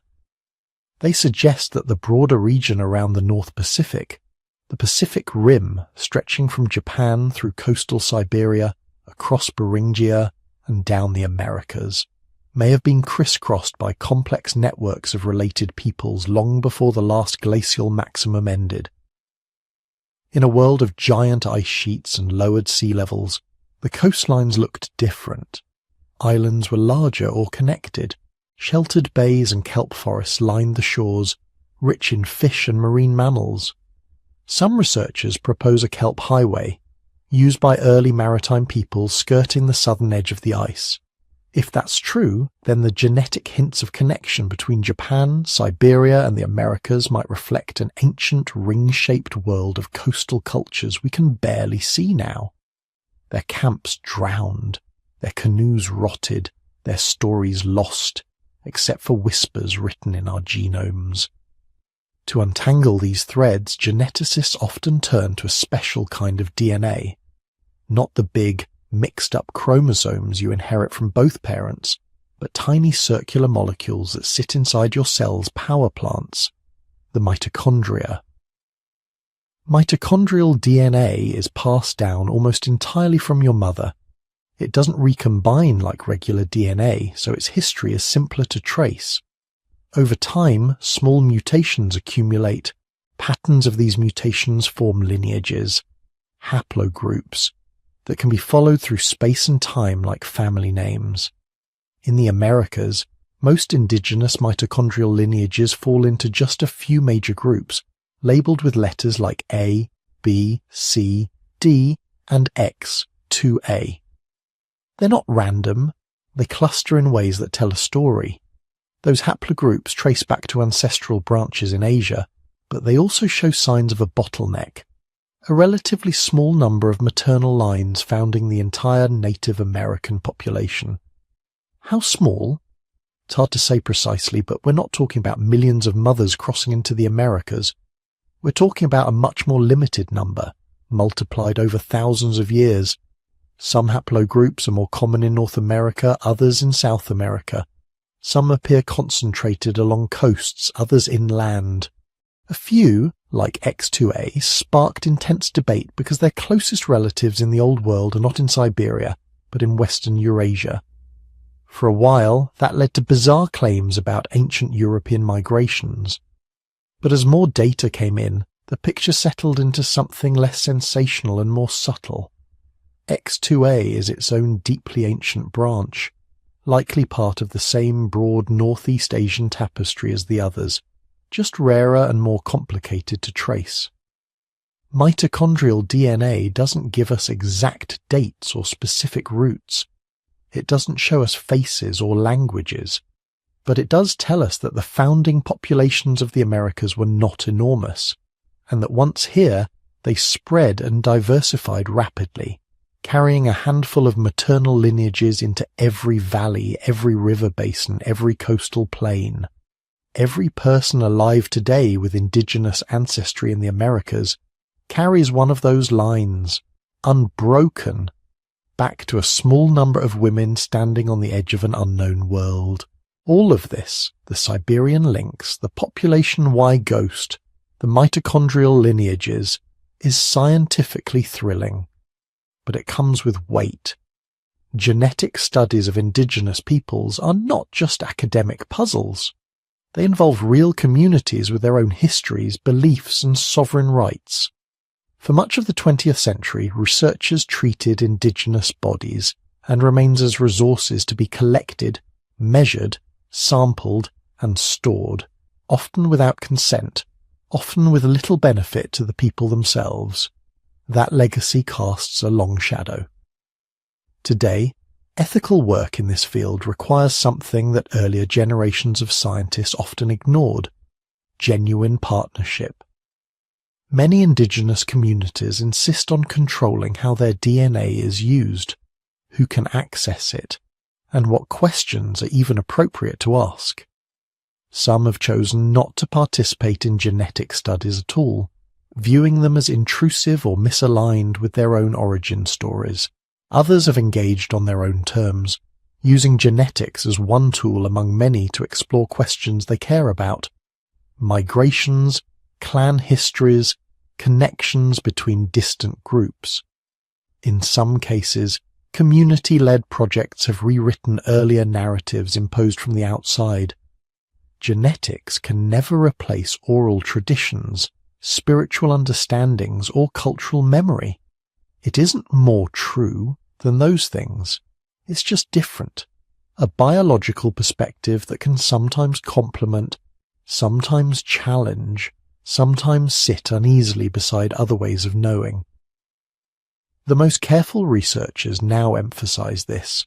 DNA doesn't tell the real story of a people. It tells a particular kind of story about molecules and lineages and probabilities. Interpreting that story ethically means listening to the people whose DNA is being studied and accepting that not all questions are ours to ask. In the end, genetics doesn't hand us a tidy answer to who the first Americans were. It complicates the picture. On one hand, it strongly supports some archaeological conclusions. Yes, there is a deep ancestral link between Native Americans and ancient Siberians. Yes, there was likely a Beringian standstill, a period of isolation before the spread into the continents. Yes, the founding populations were relatively small. On the other hand, it raises new questions and tensions. If human footprints at White Sands really are older than 20,000 years, how do they fit with the timelines inferred from DNA? Did an earlier wave of humans enter the Americas and leave few or no descendants in modern populations? Are we missing ancient lineages that once existed but were erased by later expansions, diseases, or chance? Genetics is probabilistic. It can say, given the DNA we see today, the most likely scenario is this. But it can't easily see populations that left no living descendants. Those people might have been here. They might have thrived for thousands of years, and then through a cruel mix of bad luck and bad timing, their genetic legacy simply evaporated. Archaeology might still find them, or not. For now, we're left with a layered story. A core ancestry rooted in ancient Siberia and Beringia. Possible traces of deeper, more complex Asian structure. Ghost signals like population Y hinting at lost branches. Coastal connections reaching toward Japan and the broader Pacific Rim. A handful of maternal lineages radiating across 2 continents. Beneath it all, the humbling realization that our tools, stone, bone, DNA, statistics, can only grasp so much of what really happened. The first Americans, whoever they were not just data points on a graph. They were living, breathing people with fears, desires, rivalries, and songs. They watched the ice retreat. They learned new plants and animals. They navigated rivers whose names are long forgotten. They told stories at night about where they had come from and where they hoped their children might go. Their words are gone. Their camps are mostly dust. But in a quiet, molecular way, their journey continues, inside us, written in code, waiting to be read. And as we follow those faint genetic trails deeper into the past, another question begins to rise, gentle but insistent. What if some of the first footsteps in the Americas didn't belong to us at all? To answer that, we have to leave the microscopes behind and look again at the sea and the forgotten technologies that might have carried strangers to these shores long before our own ancestors arrived. Now drift with me to a shoreline you'll never see on a postcard. No cities, no harbours, no lighthouses, just a line where land dissolves into water and a small group of ancient humans staring out across the waves at something they can't quite see, but somehow know is there. For a long time, archaeologists imagined our distant ancestors hugging the coast nervously, afraid of deep water, moving only when the land let them. The story went like this. We were walkers, not sailors. Boat came late. Navigation came later. Oceans were walls, but the evidence is quietly, stubbornly, telling a different story. Because some of the very first places humans reached were islands you can't walk to. Take Indonesia and the ancient islands of Wallacea. Even at the lowest sea levels of the ice ages, even when so much water was locked up in glaciers that shorelines stretched miles further out, there were still deep channels of ocean separating those islands from the Asian mainland. No land bridges, no convenient sandbars. Yet by at least 50,000 years ago, and probably earlier, humans were living there. They had to cross open water to get in. Not just one accidental log ride. Multiple crossings, enough times by enough people to establish stable populations. That doesn't happen by wandering into the surf by mistake. That's planning. That's technology. That's somebody looking at a tree trunk or a bundle of reeds or the hollow shell of a giant log and thinking, this can float me to another world. And then there's Australia. The colonization of Sahul, the ancient supercontinent made of Australia, New Guinea and Tasmania, is one of the clearest proofs that deep in the past, long before recorded history, humans were already ocean crossers. We know from multiple lines of evidence, stone tools, charcoal from ancient fires, bones with cut marks, that humans were in Australia at least 65,000 years ago. Some researchers even argue for slightly earlier dates. But even if we take the most conservative estimates, the conclusion is the same. Australia was never connected to Asia by dry land during the time modern humans existed. At low sea level, the distances were smaller, the island chains closer together, but there was always open ocean between the last Asian island and the first bit of Sahul.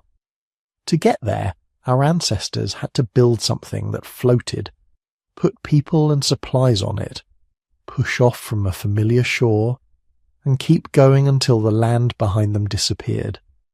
They had to navigate currents. They had to deal with storms. They had to arrive in a place with completely new plants, new animals, new dangers, and somehow survive. And they didn't just do it once.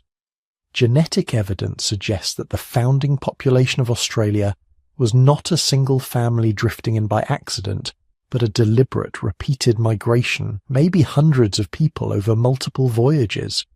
You don't get that from clinging to driftwood in panic. You get that from communities who understand water, who know how to lash logs together, how to hollow a canoe, how to read stars and swells and wind. All of that 65,000 years ago. By comparison, the Egyptian pyramids were built yesterday, and if ancient humans could cross the seas between Asia and Sahul, what else could they do? How far could they go? How many coastlines did they explore that are now hundreds of feet underwater, erased by the slow, patient rise of post-Ice Age seas? This is where the story of lost technologies begins to blur with the story of forgotten voyages. Because once you accept that people 65,000 years ago were capable of planned ocean crossings, the idea of other long journeys stops feeling impossible. It starts feeling inevitable. That's where some of the more speculative theories enter the picture. You might have heard of the Solutrean hypothesis. It's one of the most controversial ideas in American prehistory. The basic claim is simple but dramatic, that a group of Stone Age Europeans belonging to the Solutrean culture in what is now France and Spain might have reached North America across the North Atlantic during the last Ice Age, long before the ancestors of modern Native Americans arrived via Beringia. The argument goes like this. Solutrean stone tools made around 22,000 to 17,000 years ago have a distinctive style, beautifully thinned, bifacial spear points that look a bit like later Clovis points found in North America. Add to that the fact that during the peak of the Ice Age, vast sheets of ice extended across the North Atlantic, creating seasonal belts of pack ice between Europe and North America. Some proponents imagine Solutrean hunters travelling along the ice edge, using simple boats, maybe following seals and seabirds, inching their way west over generations. It's a striking picture, a haunting one. Small groups in skin boats, paddling along blue-black water, ice cliffs towering beside them, the cries of seabirds overhead, the unknown continent waiting thousands of miles away. but almost all mainstream archaeologists reject the Solutrean hypothesis. The similarities in stone tools, they say, are superficial. There's no secure genetic link between Solutrean Europeans and ancient Native Americans. The dates don't line up cleanly. And crucially, there's no solid archaeological evidence of Solutrean-level technology in the right places and times along that proposed route. So as it stands, the Solutrean hypothesis is considered fringe, a fascinating what-if, but not supported by the data we have.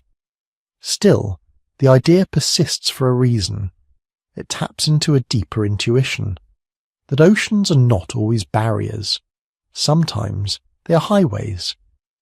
Other speculative ideas argue for ancient trans-Pacific contacts, petroglyphs that look vaguely similar on opposite sides of the ocean, puzzling botanical distributions, intriguing but ambiguous hints that perhaps, at some point in the deep or not-so-deep past, people from Asia or even from Oceania might have reached the Americas by island hopping, coastal sailing, or even longer blue water voyages. Mainstream science does accept some pre-Columbian trans-Pacific contact, like the likely movement of the sweet potato from South America to Polynesia, probably more than 1,000 years ago.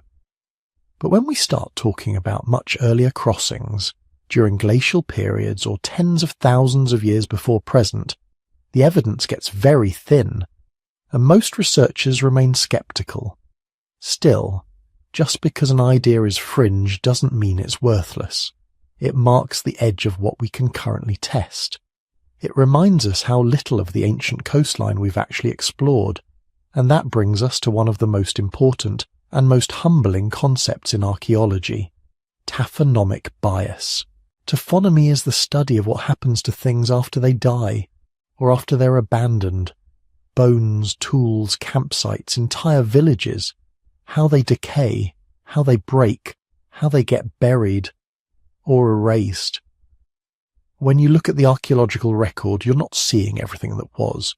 You're seeing the tiny fraction that survived the merciless filters of time, erosion, scavengers, chemical decay, shifting rivers, landslides, volcanic eruptions, ice advances, and for anything near the ocean, the slow march of rising seas. During the last ice age, sea levels were up to about 120 meters lower than today. That means enormous coastal plains, places where people would have lived, hunted, built camps, maybe even harbours and boat sheds, are now underwater, far beyond the reach of casual investigation. If early seafaring cultures existed along those paleo coastlines, their canoes, their fish traps, their wooden piers and woven sails, their bone harpoons and carved paddles, almost all of that would be gone. Organic materials rarely survive tens of thousands of years on exposed coasts, and when you add submersion under salt water, the odds plummet. So when we say we have no evidence of advanced seafaring before X date, we have to remember what we're really saying is we have almost no surviving evidence from the exact environments where early seafaring people would have left their stuff. It's like judging the history of aviation by what remains in a world where every airport, runway and hangar was built on floating platforms, and then all the oceans rose and swallowed them. The absence of evidence in such a skewed record is not evidence of absence. It's a reminder that nature is an editor, and a ruthless one. This is where the improbability argument comes in. When we think about someone crossing an ocean in a small prehistoric boat, our brains instinctively recoil. That sounds impossible. The dangers seem overwhelming. The chances of success look tiny, and on the scale of a single voyage, or a single human lifetime, they often were. If you put one small group in a flimsy raft and push them into the Pacific at random, they probably die. But evolution, culture, and migration don't work with one roll of the dice. They work with millions. Imagine a stretch of coast where people have lived for 10,000 years. Every generation, a few individuals are more curious about the horizon. They take small trips along shore. They learn where the currents run. They figure out which wind patterns are safe, which are deadly. They watch birds disappear over the horizon at the same angle every evening and come back at dawn, bellies full of fish. Most trips are short, some are longer. Once in a very long while, someone goes too far, or the wind doesn't shift when it usually does, or a storm pushes them into a current they didn't know existed, and they see land where no one they know has ever been. Over tens of thousands of years, with countless coasts, countless storms, countless curious people, very low probability events stop being unimaginable. They become almost guaranteed. It only takes one successful landfall, one sheltered bay with fresh water and edible plants, one small group that survives long enough to raise children who grow up thinking, this new place is home.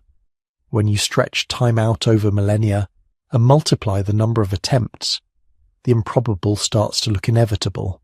So when we look at the peopling of the Americas and we see multiple pulses of migration, some perhaps hugging coastlines, some crossing interior ice-free corridors, maybe even some coastal movements we haven't found yet, we shouldn't be surprised. The tools for short-distance seafaring existed at least 65,000 years ago. The curiosity and ingenuity that built those first boats, that was baked into us much earlier.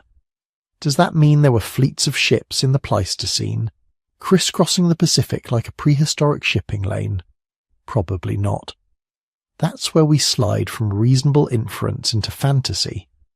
But could there have been rare, scattered long-distance voyages, accidental or intentional, that left almost no trace in the archaeological record? Voyages that ended on sinking coasts or in storms, or in assimilated tiny populations that vanished genetically under later waves. That's harder to dismiss. This is the humbling part. When we talk about lost technologies, we don't just mean gadgets or tools. We mean entire traditions of craft and knowledge that can thread through dozens of generations and then vanish without a fossil, without a ruin, without a word. The first people to cross to Seoul knew how to build watercraft capable of carrying families, food and fire. They could read the ocean well enough to find islands beyond the horizon. They knew which trees made the best hulls, which fibres made the strongest ropes, which resins sealed the seams. All of that could have taken hundreds or thousands of years to develop. Then, once those people spread inland and adapted to new environments, the old knowledge might have become less important. Boats rot, ropes decay. The last elder who really understood the old building techniques dies, and the ocean, once a road, becomes a distant border again. 10,000 years later, no one would know there had ever been sailors there at all. As you lie here listening, it's strange to realize how much of human history has dissolved like that. Not just voyages across seas, but songs, myths, hunting tricks, medicinal plants, ways of napping stone, ways of tracking birds, the particular way firelight reflected off the hull of a canoe at dusk on some forgotten shore. When we dig in the ground, or scan the seafloor, or analyze ancient DNA, we're catching the faintest echoes of those worlds, enough to prove that extraordinary things happened, not enough to know exactly how. The story of the first Americans, who they were, how they moved, what they knew, sits right at that boundary between evidence and possibility. We see enough to be sure that some of them were better sailors, better navigators, more imaginative engineers than we once believed. We also see the vast silent spaces where time has erased almost everything they left behind. Somewhere between those shorelines, between what we can prove and what we can only infer, the forgotten voyages sleep, and the further we look back, the more it becomes clear. We are not the first clever humans to stand on a beach, stare at the horizon, and wonder what lies beyond it.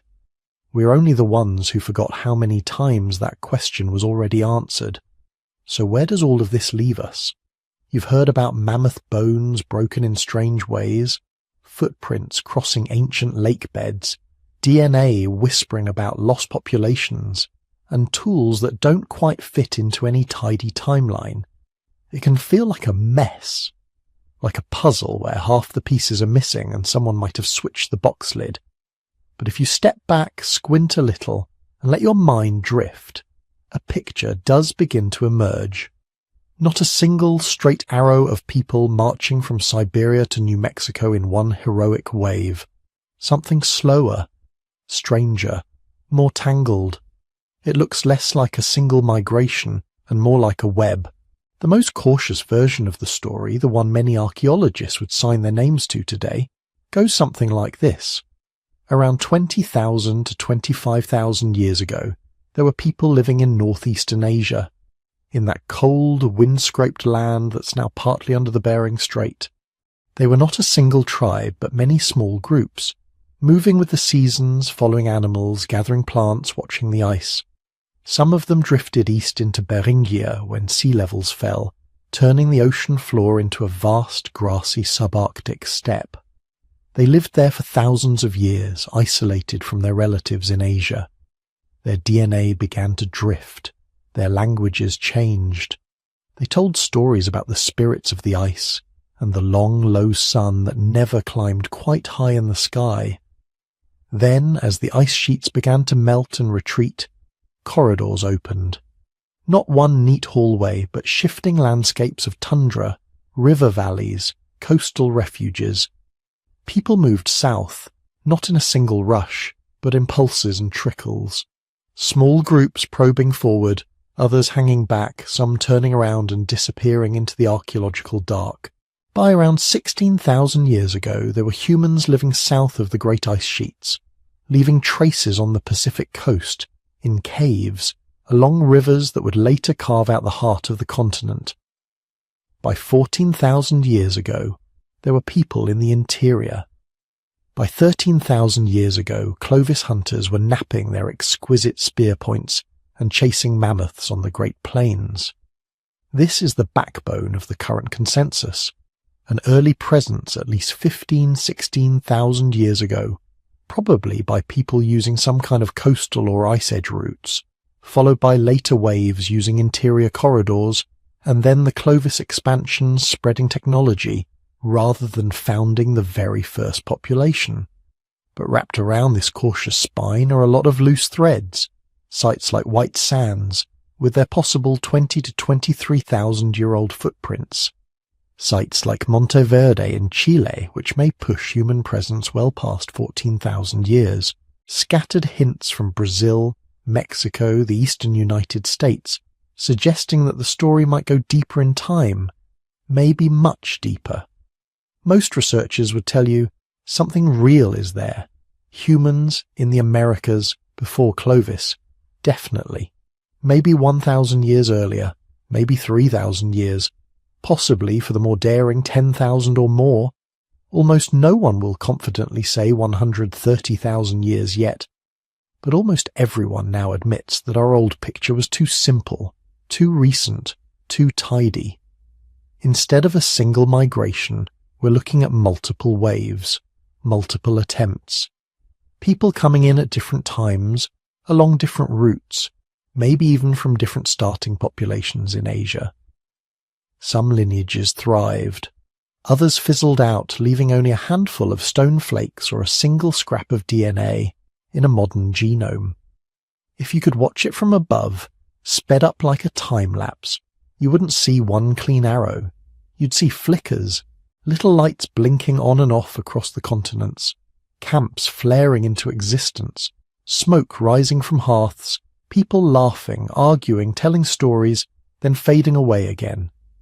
Other lights turning on elsewhere, further south, further inland, moving up rivers, hugging coasts, climbing mountains. Generations upon generations, most of them utterly forgotten. This is why the question, who were the first Americans, might not have a single answer. It's tempting to imagine a single foundational moment, a brave band crossing a land bridge, setting foot on a new continent, planting a metaphorical flag and becoming the first. But evolution and culture and migration don't work that way. First, in what sense? The first people to set foot on Beringian soil when it was still attached to Asia? The first people to cross south of the ice sheets and live where the great prairies would one day be. The first people whose DNA survives in living indigenous communities today. The first people to leave behind artifacts that we can still recognize with confidence as human. Each of those questions might point to a different group, at a different time, in a different place. Some early migrations may have been demographic dead ends, whole populations that left no known descendants. They would still have been first in a chronological sense, but their line ended. Their names, their stories, their languages vanished when the last child of the last group died, somewhere under a sky that looked a lot like ours. Other groups came later, but they're the ones whose descendants are here now, whose genetic signatures run through modern indigenous peoples from the Arctic to Patagonia. For them, first is not about the earliest footprint in the sand, but about continuity, an unbroken line of living memory carried in bodies, in stories, in ceremonies. And then there's another layer entirely, because when archaeologists ask, who are the first Americans, they're using the word American in a purely geographic sense, humans in the Americas. But from the perspective of many indigenous nations, the story of origins isn't about crossing bridges and following herds. It's about emerging from the land itself, being placed there, growing out of it, belonging to it in a way that doesn't map neatly onto Ice Age maps and radiocarbon dates. For a long time, Western scientists dismissed these oral traditions as myths in the dismissive sense, stories without truth. Now, that attitude is changing, slowly and not perfectly, but changing. Researchers have started to notice something curious. In some cases, indigenous oral histories preserve memories that seem to line up with geological or archaeological evidence. Stories about great floods that match the timing of glacial lake outbursts. Stories about coastlines that used to be further out, or islands that sank that line up suspiciously well with sea level changes at the end of the last ice age. Stories that remember animals long extinct like giant ground sloths or mammoths, described with a level of detail that feels less like fantasy and more like distant ancestral memory. No one can prove that a specific story maps onto a specific event. Oral traditions shift and grow and intertwine over thousands of years. But the fact that these alignments exist at all suggests something important. People have been here long enough and paying close enough attention to weave actual land memory into their narratives. From that perspective, the scientific question of who was first may be less important than the indigenous emphasis on relationship. Who is of this place, whose ancestors walk these valleys so long that human presence itself becomes part of the landscape? And as new technologies sharpen our scientific eyes, that sense of deep time only gets stronger. Right now, as you lie there listening, there are teams in labs and on dig sites quietly, patiently chipping away at this mystery. Archaeologists on their knees, brushing away thin layers of soil with soft brushes and dental tools. Geologists taking cores from ancient lake beds. Paleogeneticists in clean rooms, hunched over fragments of bone and tooth, coaxing whisper-thin strands of DNA out of porous mineral. They're using tools that didn't exist even a decade ago. High-precision radiocarbon dating that can catch tiny contamination errors. Luminescence dating that measures when a grain of sand last saw sunlight. Software that can simulate ancient coastlines and river networks based on changing sea levels and ice sheets. Machine learning algorithms that hunt for faint patterns in genetic data, teasing out signals of ancient population splits and ghost lineages that no longer exist. Underwater archaeologists are starting to explore the continental shelves off the Pacific Northwest and eastern Canada, places that were dry land during the Ice Age. LiDAR scanners mounted on airplanes and drones are stripping away forests in virtual space, revealing buried earthworks and ancient roads across the Amazon, the Mississippi Valley, the Yucatan. Places that were dismissed as empty are turning out to be thick with human fingerprints. Each new method nudges the timeline, redraws the maps, blurs and then sharpens our picture of who was here, how long ago, and how they lived. Maybe in 10 years, or 50, we'll have a clearer answer. Maybe submerged sites on the old Bringian coastline will be found, with campfires and tools still in place under the silt. Maybe a child's tooth from 25,000 years ago will yield a complete genome showing a lineage we never knew existed. Maybe we'll find unequivocal evidence for humans deep in the last glacial maximum, or even earlier. Or maybe the picture will stay fuzzy at the edges, always just a little out of reach, like a dream you almost remember when you wake up, but not quite. Because behind all the dates and tools and DNA, this is really about people, not the abstractions, populations, migrations, lineages, but individual human lives. A young woman standing at the edge of a glacier-fed river on the Bringian steppe, watching the sky glow pink behind distant ice. Her hands are sore from scraping hides, but she's learned a new knot from an elder today, a better way to lash bone to wood. She feels a quiet satisfaction, knowing she'll teach it to her little brother tonight by the fire. An old man in what's now central Mexico, 15,000 years ago, teaching a child to flake obsidian just so, striking with the right angle, the right force. He remembers his own grandfather's hands on his guiding the hammerstone. The technique is older than any living person he knows, but he doesn't think of it that way. To him, it's just the right way to do it. A small group of people crossing a coastal headland somewhere in what will later be called British Columbia. The sea is lower, the shoreline jagged with kelp forests and tidal flats. They carry baskets, children, memories of places behind them, hopes for places ahead. They don't draw a line and say, now we're in a new world. The world to them has always been one continuous thing, whatever shape the ice happens to carve. Someone, somewhere on the high plains, standing over the fresh tracks of a huge animal they've never seen before, a mastodon, a giant bison. Their heart speeds up. Fear, awe, opportunity, all mixing together. They call back to the others, voice thin against the wind. None of them knows they're early. None of them is thinking, we are the first Americans. They're just people. Hungry, curious, tired, in love, annoyed, determined, living their lives as completely and fully as you are living yours right now.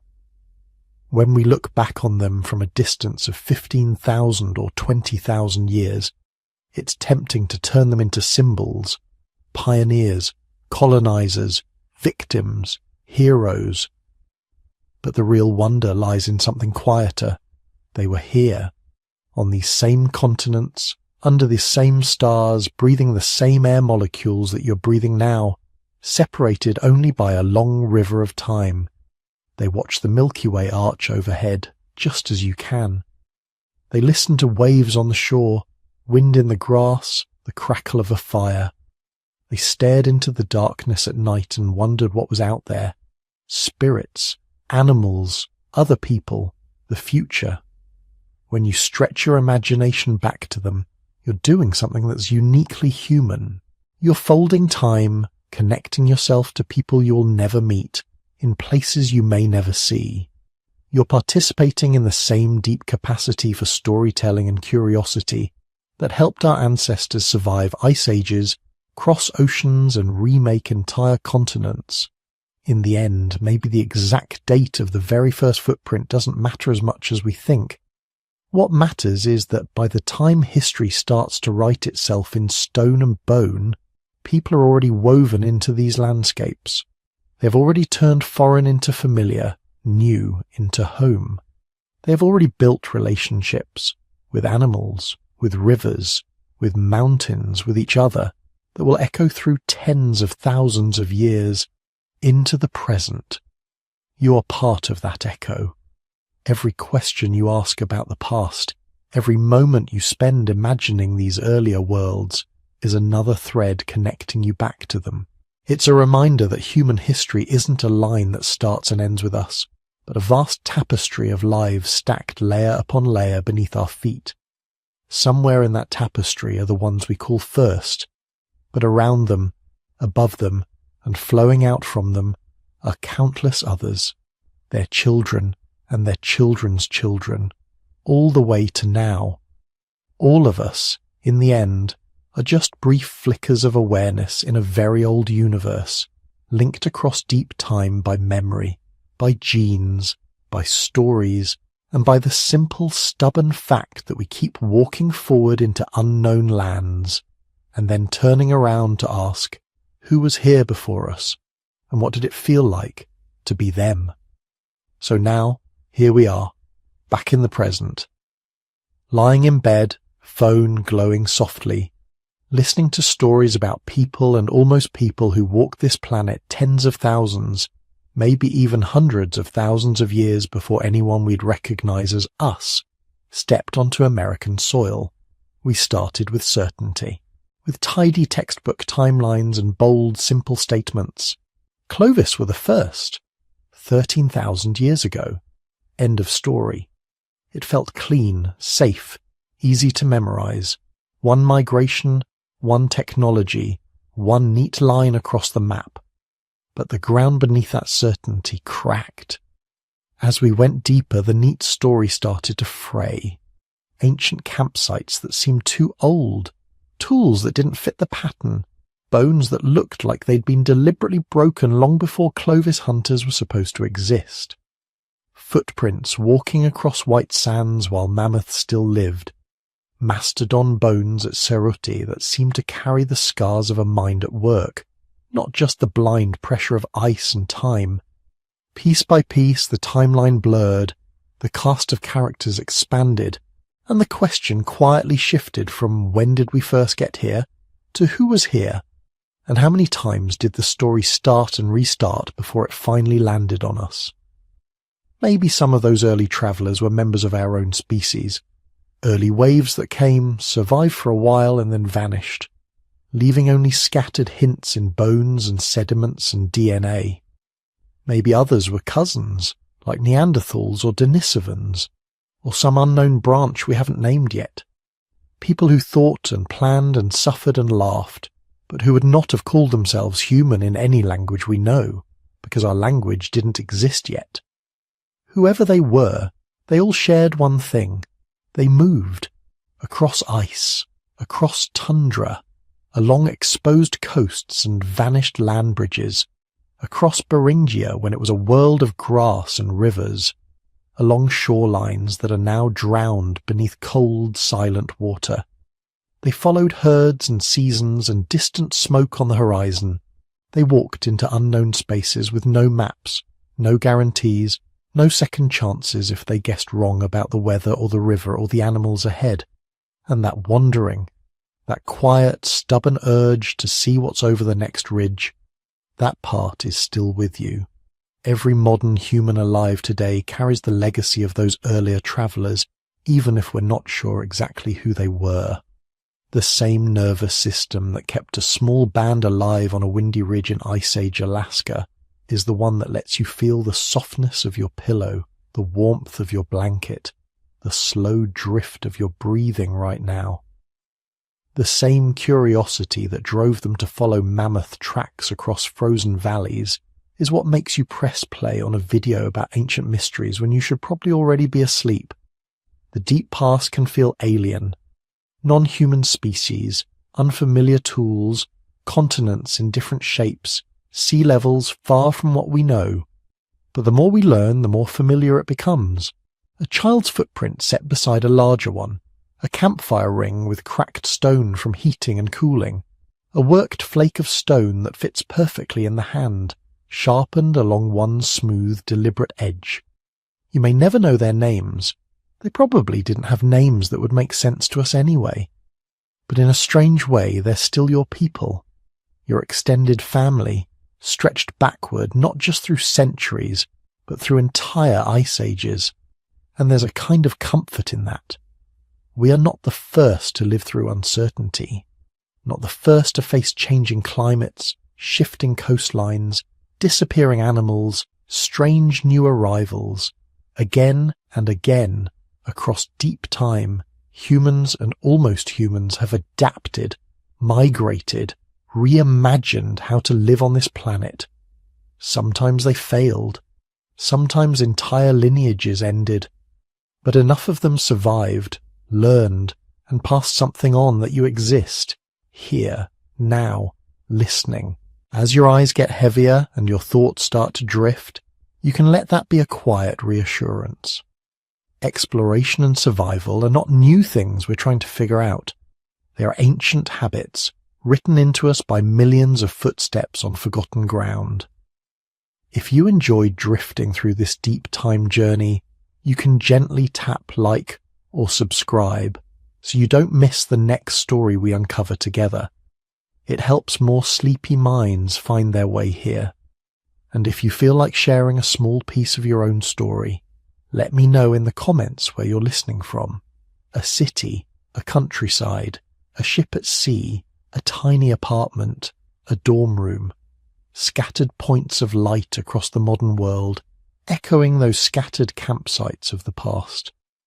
If you'd like to support this channel a little more, there's also the option to join as a member here on YouTube. That's completely optional, only if it feels right for you. Just being here, listening, is already more than enough. For now, let the mammoths and mastodons fade into the dark. Let the ancient shorelines sink beneath an imagined sea. Picture those first travellers, whoever they were, watching unfamiliar stars rise over a new horizon, then lying down beside a fading fire, listening to the night. May your own dreams take you walking beside them for a while, across empty beaches and quiet grasslands, under skies untouched by city lights. Rest well, drift slowly, and let the long, gentle river of deep time carry you into sleep